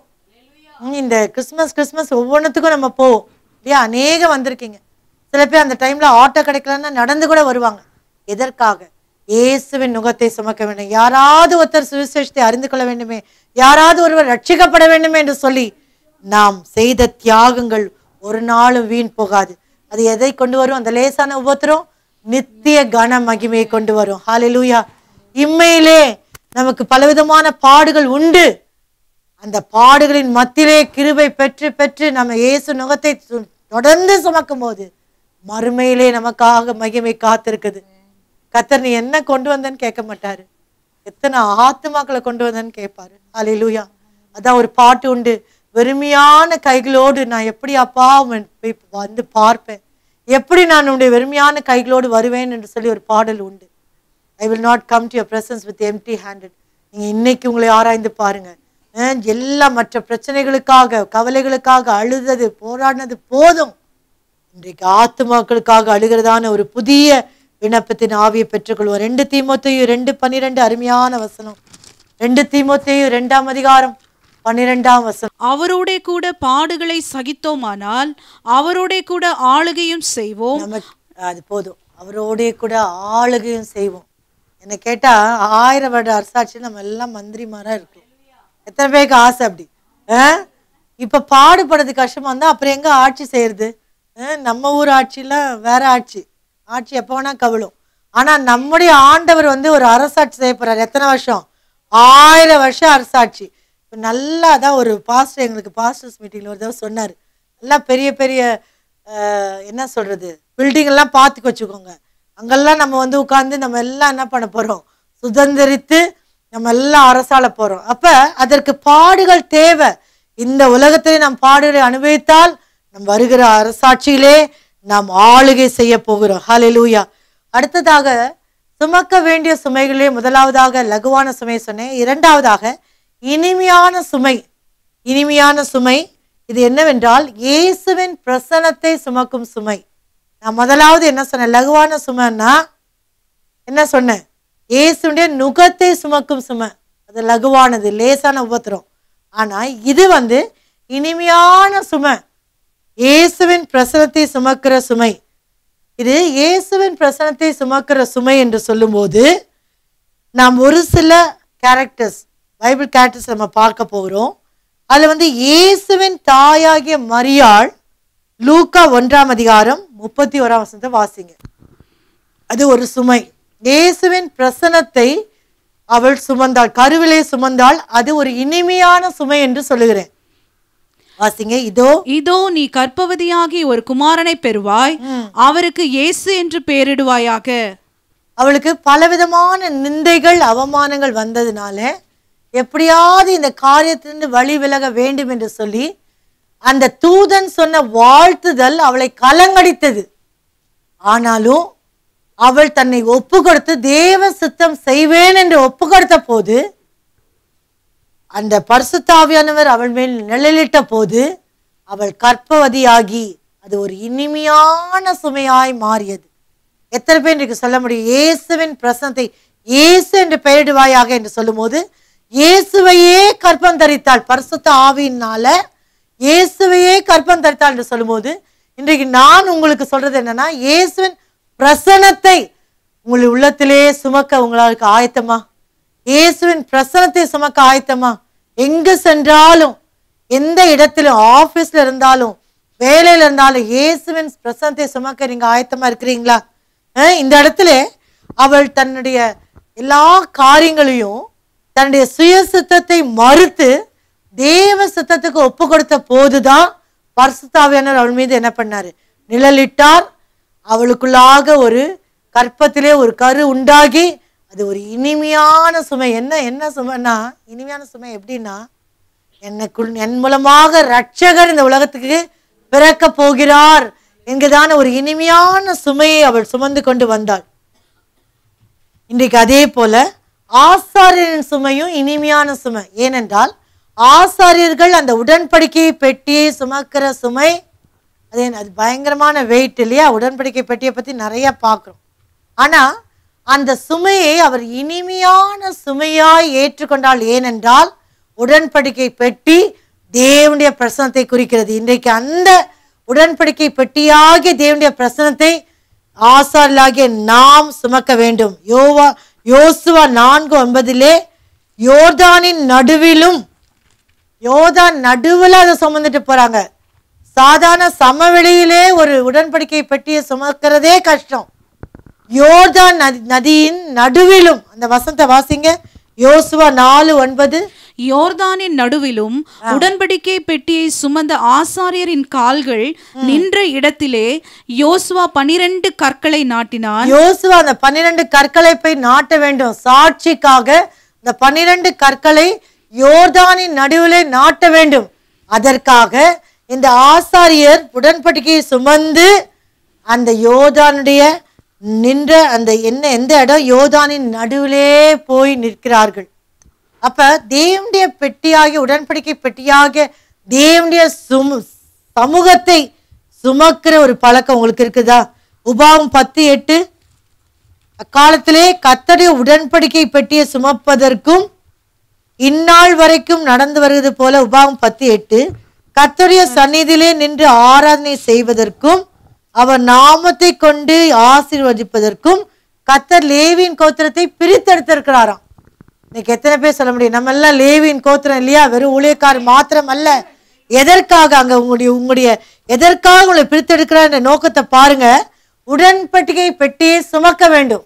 இன்னைக்கு உண்மையாகவே கர்த்தருடைய சமூகத்தை சுமப்பீர்கள் என்றால் போற இடமெல்லாம் உங்களுக்கு ஆசீர்வாதம் தான். தடைகள் எல்லாம் நீங்கப்படும், அற்புதங்கள் விளங்கும். இன்னைக்கு நிறைய பேர் காலையில் எழுந்த உடனே சிம்சோனை போல உதறி விட்டு எழுந்து போகிறாள். கர்த்தருடைய சமூகத்துல காத்திருக்கதே இல்லை, கர்த்தரத்தை துதிக்கிறது இல்லை. ஆனா என்ன சொல்லுவாங்க, நான் என்னுடைய வேலையில பார்க்க நேரா கிச்சன் போறோம், நேரா வேலைக்கு போறோம். அப்படி அல்ல. கர்த்தருடைய சமூகத்திலே காத்திருக்கும் போதுதான் அந்த நாளுக்குரிய தேவ பிரசனம் உங்கள் மூலமாய் அநேக அற்புதங்களை செய்ய வல்லது. ஹல்லேலூயா. நீங்க போகும்போதே கர்த்தருடைய பிரசனத்தை நிறைய பேர் உணர்வாங்க. நீங்க இருக்கிற இடத்துல ஆபீஸ்ல சொல்லுவாங்க, என்னவோ தெரியல, நீங்க வந்தாலே நல்லா இருக்கு. சில பேர் வந்தாலே ஐயோ வராதிங்கன்னு கை கெடுத்து கும்பிடுறாங்க. வந்துட்டு போனாலே இங்க ஒரே சண்டை வீட்டுலன்றாங்க. சில இடத்துல என்ன சொல்றாங்க, நீங்க வந்துட்டு போனா நல்லா இருக்கு அப்படின்னா என்ன அர்த்தம்? அதுல நீங்க தெரிஞ்சுக்கணும் உங்களோட என்ன இருக்கு, கர்த்தருடைய சமூகம் இருக்கு. ஐயோ ஏன் வந்தீங்கன்னு நினைச்சாங்கன்னா கூட என்ன போச்சு, கர்த்தருடைய சமூகம் இல்லை. கர்த்தருடைய சமூகத்துக்காக காத்திருக்கிற பழக்கம் இருக்குதா? கர்த்தருடைய சமூகம் எனக்கு நீங்க நீர் வராட்டா நான் போக மாட்டேன்னு சொல்றாரு இல்லையா? யார் சொன்னா? மோசே சொன்னாரா? என்ன சொன்னாரு? நீர் வர உடைய சமூகம் என்னோடு வராவிட்டால் நான் இங்கிருந்து போக மாட்டேன் அப்படி சொல்றது இல்லையே. ஆண்டவரே 5 நிமிஷம் ஜெபம் வெளியில போகும்போது, ஆண்டவரே என்னோடு வந்துருவாரா? கர்த்தருடைய சமூகத்திலே திளைத்திருந்து அவருடைய சமூகத்தையும் வல்லமையும் பெற்று நீங்க கடந்து போவீங்கன்னா அங்க எல்லா இடமே வல்லமை விளங்கும். ஹல்லேலூயா. இந்த இடத்துல உபாகம் 31:25 மோசே கர்த்தருடைய உடன்படிக்கை பெட்டியை சுமக்கிற லேவியரை நோக்கி, அப்படி என்றால் கர்த்தரால் நியமிக்கப்பட்ட தலைவர்கள் சில ஆலோசனைகளை கொடுப்பார்கள். கர்த்தருடைய பெட்டியை சுமக்கிறவர்களுக்கு ஒரு நல்ல கைடன்ஸ் கிடைக்கும். எத்தனை பேர் விசுவாசிக்கிறீங்க? நீங்க கர்த்தருடைய பெட்டியை சுமக்கிற லேவியரா இருந்தா கர்த்தர் ஊழியக்காரர் மூலமாக உங்களோடு பேசுவார், உங்களை வழி நடத்துவார், ஆலோசனை கொடுப்பார், என்ன செய்யணும், எங்க போகக்கூடாது. சில இடத்துல உடன்படிக்கை பெட்டி முன்னால போகணும், சில இடத்துல உடன்படிக்கை பெட்டி பின்னால வரணும். அது எல்லாவற்றுக்கும் எல்லா ஆலோசனை கொடுத்து ஜனங்களும், ஏன்னா உடன்படிக்கை பெட்டின்றது கர்த்தருடைய சமூகத்தை சுமந்து செல்வது மிகவும் ஆபத்தான காரியம். ஆனா அதை சரியான விதத்திலே எடுத்து செல்லும்படியாக இன்னைக்கு கூட ஆண்டவர்கிட்ட கேளுங்க, ஆண்டவரே நம்முடைய சமூகத்தை நான் ஆண்டவரே செல்லுவதற்கு என்னை தகுதிப்படுத்தும். அதே போல ஜனங்கள் யோர்தானை கடந்து போகுவதற்காக 14 யோசுவா 3:14 ஆசாரியர்கள் பெட்டி உடன்படிக்கை பெட்டியை ஜனங்களுக்கு முன்னே சுமந்து கொண்டு போய், அப்படியாக யோர்தான் விலக வேண்டும் என்றாலும் தடைகள் நீங்குவதற்கு, உங்க வீட்டை தடை நீங்கணும்னா உங்களுக்குள்ள தேவ பிரசனம் இருந்தால் போதும். எத்தனை பேர் இன்றைக்கு கர்த்தருடைய பிரசனத்தை சுமக்க முடியும்? என் பிள்ளையுடைய வாழ்க்கையில தடை நீங்கணுமா, என் புருஷனுடைய வாழ்க்கை தடை நீங்கணுமா, நீங்க கர்த்தருடைய சமூகத்தை சுமந்து செல்லுங்க. மூன்றாவதாக தேவனுடைய பிரசனத்தை சுமந்து சென்ற கழுதைன்னு சொன்னாலே பிடிக்காது இல்லையா? மத்தேயு 21:7 கழுதையும் குட்டியையும் கொண்டு வந்து, கழுதையும், அந்த வசனம் வாசிங்க, மத்தேயு 21:7. கழுதையும் குட்டியையும் கொண்டு வந்து அவைகள் மேல் தங்கள் வஸ்திரங்களை போட்டு அவரை ஏற்றினார்கள். அவர் மேல, அந்த கழுதை மேல ஏறி போனார் என்றால் அந்த கழுதை தேவனுடைய பிரசனத்தை சுமந்து சென்றது. அது ஒரு பெரிய ஊழியம் செஞ்சுச்சு. சுமந்து சென்று ஆண்டவராகிய இயேசு கிறிஸ்து அந்த கர்த்தருடைய சுத்தத்தை, கல்வாரி சிலுவைக்கு போற சுத்தத்தை நிறைவேற்றுவதற்கு கழுதை உதவியாய் இருந்தது. அது மாத்திரமல்ல, சகரியா 9:9 சீயோன் குமார்த்தியே மிகவும் களிக்கூறு, எருசலேம் குமார்த்தியே கெம்பீரி, இதோ உன் ராஜா உன்னிடத்தில் வருகிறார், அவர் நீதி உள்ளவரும் ரட்சிக்கிறவரும் தாழ்மையுள்ளவரும் கழுதையின் மேலும் கழுதை குட்டியாகிய மரியின் மேலும் ஏறி வருகிறவருமாயிருக்க. அந்த கழுதியா நம்ம இருக்கலாமா? நம்முடைய சமூகத்தை நான் சுமந்து செல்கிற ஒரு கழுதியாய் என்னை மாற்றும் என்று சொல்லி இன்றைக்கு உங்களை ஒப்பு கொடுப்பீங்களா? ஆண்டவரே, இந்த இனிமையான சுமைகள்ல பிரசனத்தை சுமந்து செல்லுகிற சுமை என்று சொன்னேன் இல்லையா? அதே போல மற்ற இனிமையான சுமைகளை குறித்து நான் சொல்ல விரும்புகிறேன். நிந்தை நீக்கும் இனிமையான சுமை இருக்கு. அது எலிசபெத் வாழ்க்கையிலே நடந்த காரியம். லூக்கா 1:29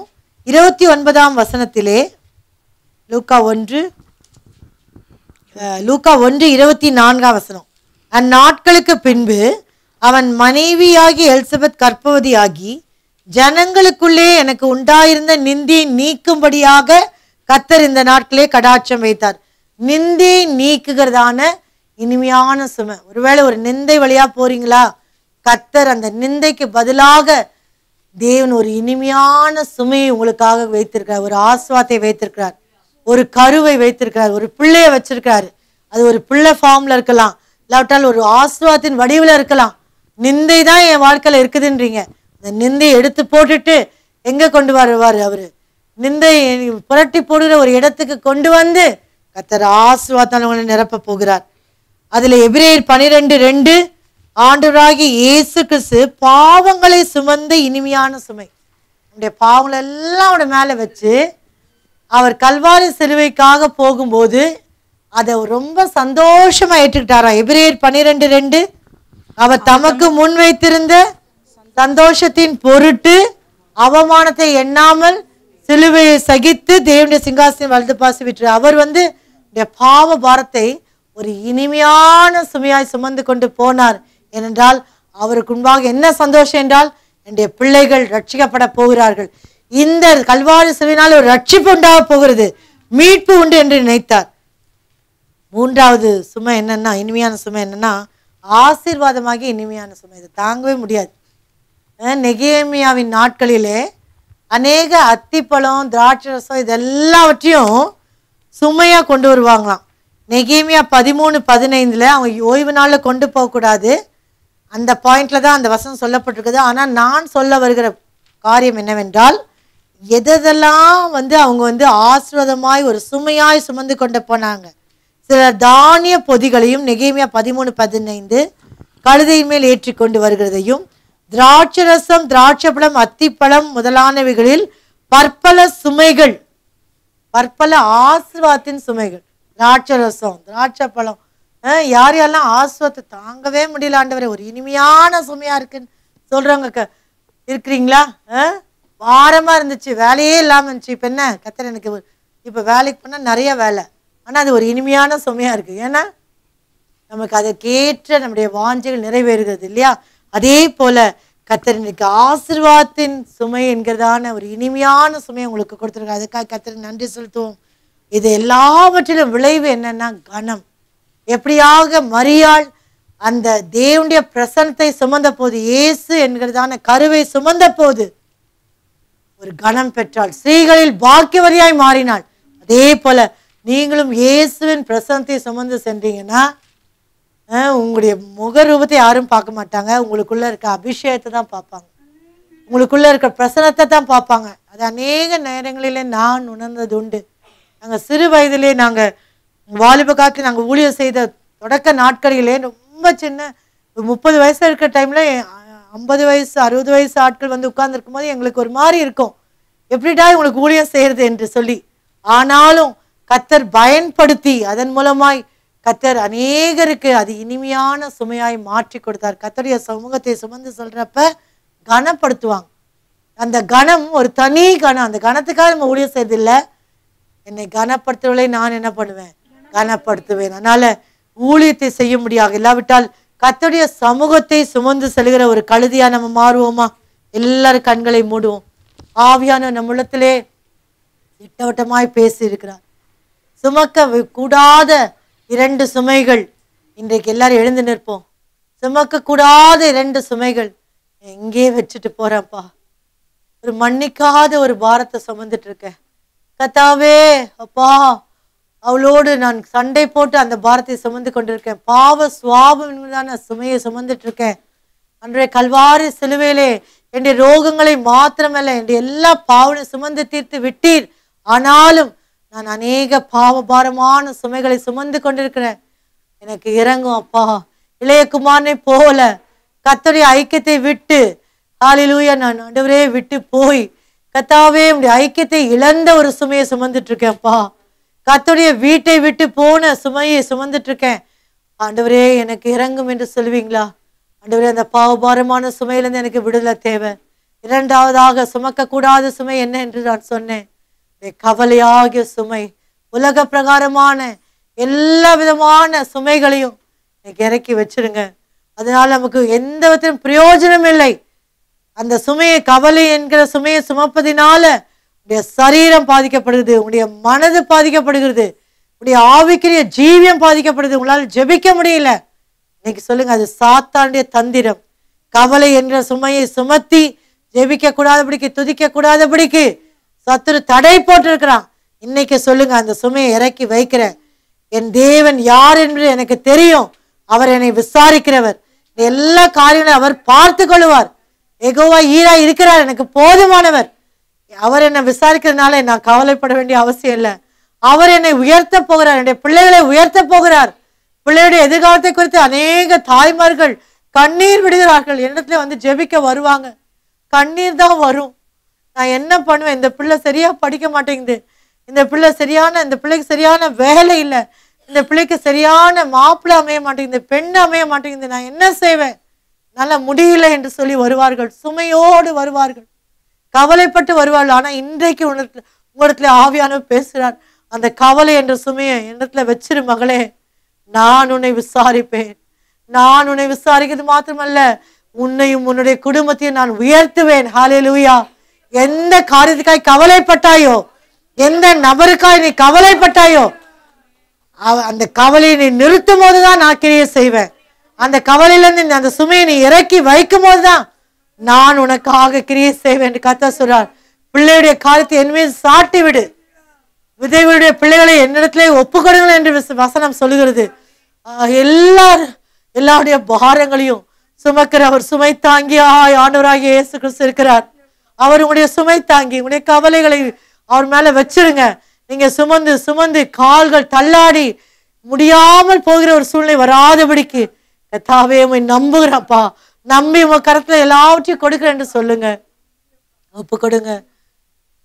முக்கியமாக நீங்கள் சுமக்க வேண்டிய சுமைகளை ஏற்றுக்கொள்வீங்களா? இயேசுவின் நுகத்தை சுமங்க. இதுதான் என்னுடைய அதிகமான பாரமா இருந்தது. இந்த வசனங்களை எல்லாம் நான் ப்ரிப்பேர் பண்ணும் போது கூட என்னை முழுமையாக புதிய விதத்திலே என்னை அர்ப்பணித்தேன். கர்த்தாவே, ஆண்டவரே உம்முடைய நுகத்தை சுமக்கிறது இன்னும் போதாது கர்த்தாவே, இன்னும் உம்முடைய பாரம் எனக்கு போதாது கர்த்தாவே. ஆத்ம பாரம் இன்னும் அதிகமாய் தாரும். உம்மது ஊழியத்தின் காரியங்களை எனக்கு தாரும். நீர் எப்படி ஊழியம் செய்தோ அப்படி செய்யணும். நீர் எப்படி ஜனங்களிடத்துல பேசினீரோ அப்படி நான் பேசணும். அப்பா, உம்முடைய விண்ணப்பத்தின் ஆவி எனக்கு தாரும். ஹல்லேலூயா, ஹல்லேலூயா. எல்லாரும் அழுது கேட்போம். அப்பா, உம்முடைய நுகத்தை நான் சுமக்க வேண்டுமே. அப்பா இயேசுவே, உம்முடைய நுகத்தை நான் சுமக்க வேண்டுமே. ராஜா, உம்முடைய பாரத்தை நான் சுமக்க வேண்டுமே. ஆத்ம பாரத்தை கண்ணீரோடு எல்லாரும் கேளுங்கப்பா. இயேசுவே, உமக்கு சோத்திரம் சோத்திரம் சோத்திரம். உம்முடைய நுகத்தை நான் சுமக்க வேண்டும். எல்லா கண்ணீரோடு கேளுங்க. இயேசுவே, உன்னுடைய நுகத்தை நான் சுமக்காமல் விட்டு விட்டேன். நான் உமக்காய் வாழாமல் விட்டு விட்டேன்ப்பா. எனக்காகவே வாழ்ந்து விட்டேன்ப்பா. உம்முடைய பாரத்தின் ஆவி எனக்கு தாரும். ஹல்லேலூயா. கிருபையின் ஆவி என் மேல ஊற்றுங்க. விண்ணப்பத்தின் ஆவியை ஊற்றுங்க. ஹல்லேலூயா. ஆண்டவரே, ஒரு புதிதான அபிஷேகத்தின் ஆவியை என் மீது ஊற்றுங்க. ஆண்டவரே, உம்முடைய பாரத்தை எனக்குள்ளாய் வைப்பீராக. எல்லாரும் கேளுங்க. ஒருவர் கூட அமைதியா இருக்காதீங்க. ஒவ்வொருவருக்கும் இந்த நுகம் தேவை, இந்த சுமை தேவை. இயேசுவின் சுமை லகுவான சுமை. ஆண்டவர் உங்களோடு கூட நுகத்தடியிலே பிணைக்கப்பட்டிருக்கிறார். அதனால அவர் உங்களுக்கு உதவி செய்வார். நீங்க என்னத்தை பேசுவோம் என்று நினைக்க வேண்டாம். யாரிடத்துல போய் எப்படி பேசுவோம், எந்த ஆத்மாக்கிட்ட என்ன நடத்த போறீங்கன்னு கேட்காதீங்க. கர்த்தர் உங்களுக்கு ஆத்மாக்களை கொண்டு வருவார். சில சமயம் உங்களை கொண்டு வருவார், சில சமயம் உங்களை கொண்டு போவார். ஹல்லேலூயா, ஹல்லேலூயா. ஒரு புதிய ஊழியத்தை, அருமையான மகளே, உனக்காக ஒரு புதிய ஊழியத்தை வைத்திருக்கிறேன் என்று சேனைகளின் கர்த்தர் சொல்கிறார். அருமையான மகளே, நீ என்னுடைய நுகத்தை ஏற்றுக்கொண்டு இடத்துல கற்றுக்கொண்டு இடத்துல கற்றுக்கொள்கிற போதனையை எல்லாருக்கும் நீ சொல்ல போகிறாய். ஹல்லேலூயா. என்னுடைய ஐக்கியத்தினாலும் போதனையினாலும் வரும் இளைப்பாறுதலை நீ பெற்றுக்கொள்வாய் மகளே. ஹல்லேலூயா. ஆத்துமாக்களுக்கு இளைப்பாறுதல் கிடைக்கும். கர்த்தாவே, நீங்க உமக்கு இருந்த பாரம் எங்களுக்கு இல்லை என்றால் எங்களுக்கு தாங்கப்பா. ஆண்டவரே, அதிகாலையிலே எழுந்து ஆண்டவரே பிதாவோடு தனித்து மலையிலே காத்திருந்த அனுபவம் எங்களுக்கு இல்லையப்பா. ஆண்டவரே, நாள் முழுக்க ஊழியம் செய்து எவ்வளோ ஆண்டவரே அயர்ந்து போயிருந்தாலும் காலையிலே எழுந்து பிதாவோடு கர்த்தாவே ஆண்டவரே இரவு முழுக்க ஆண்டவரோடு பிதாவோடு செலவெடுத்த நேரங்கள் உண்டு அப்பா. ஆண்டவரே, எங்களுக்கு அப்படிப்பட்டதான ஒரு ஜபாவியை ஊற்றி விண்ணப்பத்தின் ஆவியை ஊற்றி என் நுகத்தை ஏற்றுக்கொண்டு மனத்தை கற்றுக்கொள்ள, உம்முடைய சாந்தத்தையும் மனத்தாழ்மையை நாங்கள் கற்றுக்கொள்ள ஊழியத்திலே எங்களுக்கு உதவி செய்ய வேண்டுமா நாங்கள் ஜெபிக்கிறோம். ஆண்டவரே, அதே போல அடுத்ததுக்காக ஜெபிங்க. இனிமையான ஒரு சுமை உண்டு, கர்த்தருடைய சமூகத்தை சுமக்கிற சுமை. ஹல்லேலூயா. இயேசுவின் பிரசன்னத்தை எங்க சென்றாலும் அப்பா, நீங்க இல்லைன்னா நான் போக மாட்டேன்னு சொல்லுங்க. கர்த்தாவே, நீங்க இல்லாம நான் எந்த காரியத்தையும் செய்ய மாட்டேன்னு சொல்லுங்க. கர்த்தாவே, நீங்க என்னோடு வாங்க. அது இனிமையான சுமை அல்லவா? ஹல்லேலூயா. இயேசுவையே சுமக்கிற சுமை. இயேசுவின் நுகத்தை நான் சுமக்க நான் ஆயத்தமா இருக்கிறேன் என்று சொல்வது மாத்திரம் கைகளை உயர்த்தி என்றால் தேவன் தம்முடைய அந்த பாரத்தை உங்களுக்குள்ளாய் ஊற்றுவார். ஹல்லேலூயா. கைகளை எல்லாரையும் நான் சொல்லல, உண்மையாகவே ஆண்டவர் உங்களோடு கூட பேசியிருப்பார் என்றால் கண்ணீரோடு ஒப்பு கொடுங்க. கர்த்தாவே, பலவிதமான சுமைகளை சுமந்துட்டேன். இனிமேலிருந்து உம்முடைய நுகத்தை நான் சுமக்க ஆண்டவரே என் மேல ஏற்றுக்கொள்கிறப்பா, உனத்தை கற்றுக்கொள்கிறப்பா. இளைப்பாறுதலுக்காக அல்ல, அநேகரை நீதிக்குட்படுத்த எனக்கு உதவி செய்யுங்க. ஹல்லேலூயா. நீங்க உங்களுடைய கைகளை உயர்த்தி என்றால் உங்களுக்காய் நான் செபிக்க விரும்புகிறேன். அது ஒரு மிகவும் ஒரு உன்னதமான ஒரு வாஞ்சை. இயேசுவின் நுகத்தை சுமப்பது ஒரு சாதாரண காரியம் அல்ல, அது கஷ்டம்தான். ஆனாலும் கர்த்தர் உங்களுக்கு பதிலை பலனை தருவார். ஹல்லேலூயா. உயர்த்தப்பட்ட கரங்களுக்காக நான் தேவனை ஸ்தோத்திரிக்கிறேன். ஏனென்றால் நீங்களா கை உயர்த்தல, கர்த்தர் உங்களுக்குள்ள ஒரு பாரத்தை வைத்துதான் நீங்க உயர்த்திருக்கிறீங்க. ஆனா இன்னைக்கு நம்ம கேட்போம், அப்பா 2 கைகளையும் உயர்த்தி யார் யாரெல்லாம் உங்களை ஒப்பு கொடுக்குறீங்களோ 2 கையில உயர்த்தி, உமக்கு இருந்த ஜபாவி எனக்கு தாங்கன்னு கேளுங்க. உமக்கு இருந்த ஆத்ம பாரத்தை எனக்கு தாங்கன்னு கேளுங்க. உம்முடைய நுகத்தை சுமக்க என்னை அர்ப்பணிக்கிறேன், ஆயத்தமாயிருக்கிறேன், நான் சரணடைகிறேன் என்று சொல்லி அவர் நாடத்தை கேட்கும் போது கர்த்தர் உங்களுக்கு இம்மையிலே கிருபையை கொடுத்து மறுமையிலே கனமகிமையை கொடுப்பார். ஹல்லேலூயா, ஹல்லேலூயா, ஹல்லேலூயா. நான் உங்களுக்காக ஜெபிக்க விரும்புகிறேன். இது லகுவான சுமையாகிய இயேசுவின் நுகத்தை சுமக்க நீங்க முன் வந்ததினாலே கர்த்தர் உங்களோடு கூட இருப்பார். ஹல்லேலூயா. உங்களை பலப்படுத்துவார், ஆத்துமாக்களை தருவார். அல்ல அநேகரை கிறிஸ்துவுக்குள்ள கொண்டு வருவீங்க. ஹல்லேலூயா. தீக்கன புதிய அபிஷேகம், புதிய அபிஷேகம் இறங்கி கொண்டிருக்குது. ஆவியானவர் ஹல்லேலூயா புதிய அபிஷேகத்தால் நிரப்புகிறார். ஒரு புதிய அபிஷேகத்தின் ஆவி, புதிய அபிஷேகத்தின் ஆவி, ஆத்ம பாரத்தின் ஆவி இறங்கி கொண்டிருக்குது. மகளே வல்லமே தரித்துக்கள், வல்லமே தரித்துக்கள். ஹல்லேலூயா. என்னுடைய ஆத்துமாக்களுக்காக கண்ணீர் விட்டு ஜெபிப்பது மாத்திரமல்ல, அவரிடத்திலே என்னை பற்றி சொல்லு என்று சொல்லுகிறார். நாம் ஜெபிப்போம். அன்பான பிதாவே, கரம் வைத்திருக்க ஒவ்வொரு மகளுக்காக அடியால் ஜெபிக்கிற கர்த்தாவே, ஆண்டவரே நீர் பாரத்தை கொடுக்காவிட்டால் எங்களால் உயர்த்த முடியாது, எங்களால் செய்ய முடியாது கர்த்தாவே. ஆண்டவரே ஒரு புதிய பலத்தினால இடைக்கட்டி கர்த்தாவே உங்களுடைய நுகத்தை எங்கள் மேல் ஏற்றுக்கொண்டு ஆண்டவரே நீர் ஊழியம் செய்தது போல, நீர் சிந்தித்தது போல, நீர் ஆண்டவரே செயல்பட்டது போல நாங்கள் செயல்பட, நீர் ஜெபித்தது போல ஜெபிக்க, நீர் ஊழியம் செய்தது போல செய்ய ஒவ்வொருவருக்கும் நீர் ஆண்டவரே பெரிய கிருபை தந்து அநேக ஆத்துமாக்களை இவள் மூலமாய் நீர் ஆண்டவரே அறுவடையாய் தரப்பதற்காக உமக்கு ஸ்தோத்திரம். களஞ்சியத்தை பெரிதாக்கி கொண்டிருக்கிறீர், அதை கேட்டு ஆத்துமாக்களை தரப்பதற்காக உமக்கு ஸ்தோத்திரம். ஆண்டவரே இது ஆண்டவரே இனிமையான பிரசனத்தை இனிமையான சுமையாய் நாங்கள் ஏற்றுக்கொள்ள விரும்புகிறோம். நாங்களை அர்ப்பணிக்கிறோம் கர்த்தாவே. எங்கு போனாலும் உடைய சமூகத்தை நாங்கள் சுமந்து செல்கிறாய்களை மாற்றும். ஆண்டவரே நாங்கள் எங்களோடு கூட இம்மட்டுமாய் இடைப்பட்டதுக்காக உமக்கு ஸ்தோத்திரம். நாங்கள் பிரிந்து போனாலும் பிரியாத நேசர் எங்களோடு கூட இருந்து நடத்துவீராக. எல்லாவற்றின் நசனாகிய இயேசு கிறிஸ்துவின் நாமத்தில் வேண்டுகிறோம் ஜீவன நல்ல பிதாவே, ஆமீன். என் ஆத்துமாவே கர்த்தரை ஸ்தோத்திரி, முழுமையுடைய பரிசுநாமத்தை ஸ்தோத்திரி. என் ஆத்துமாவே கர்த்தரை ஸ்தோத்திரி, கர்த்தர் செய்த சகல உபகாரங்களையும் மறவாதே.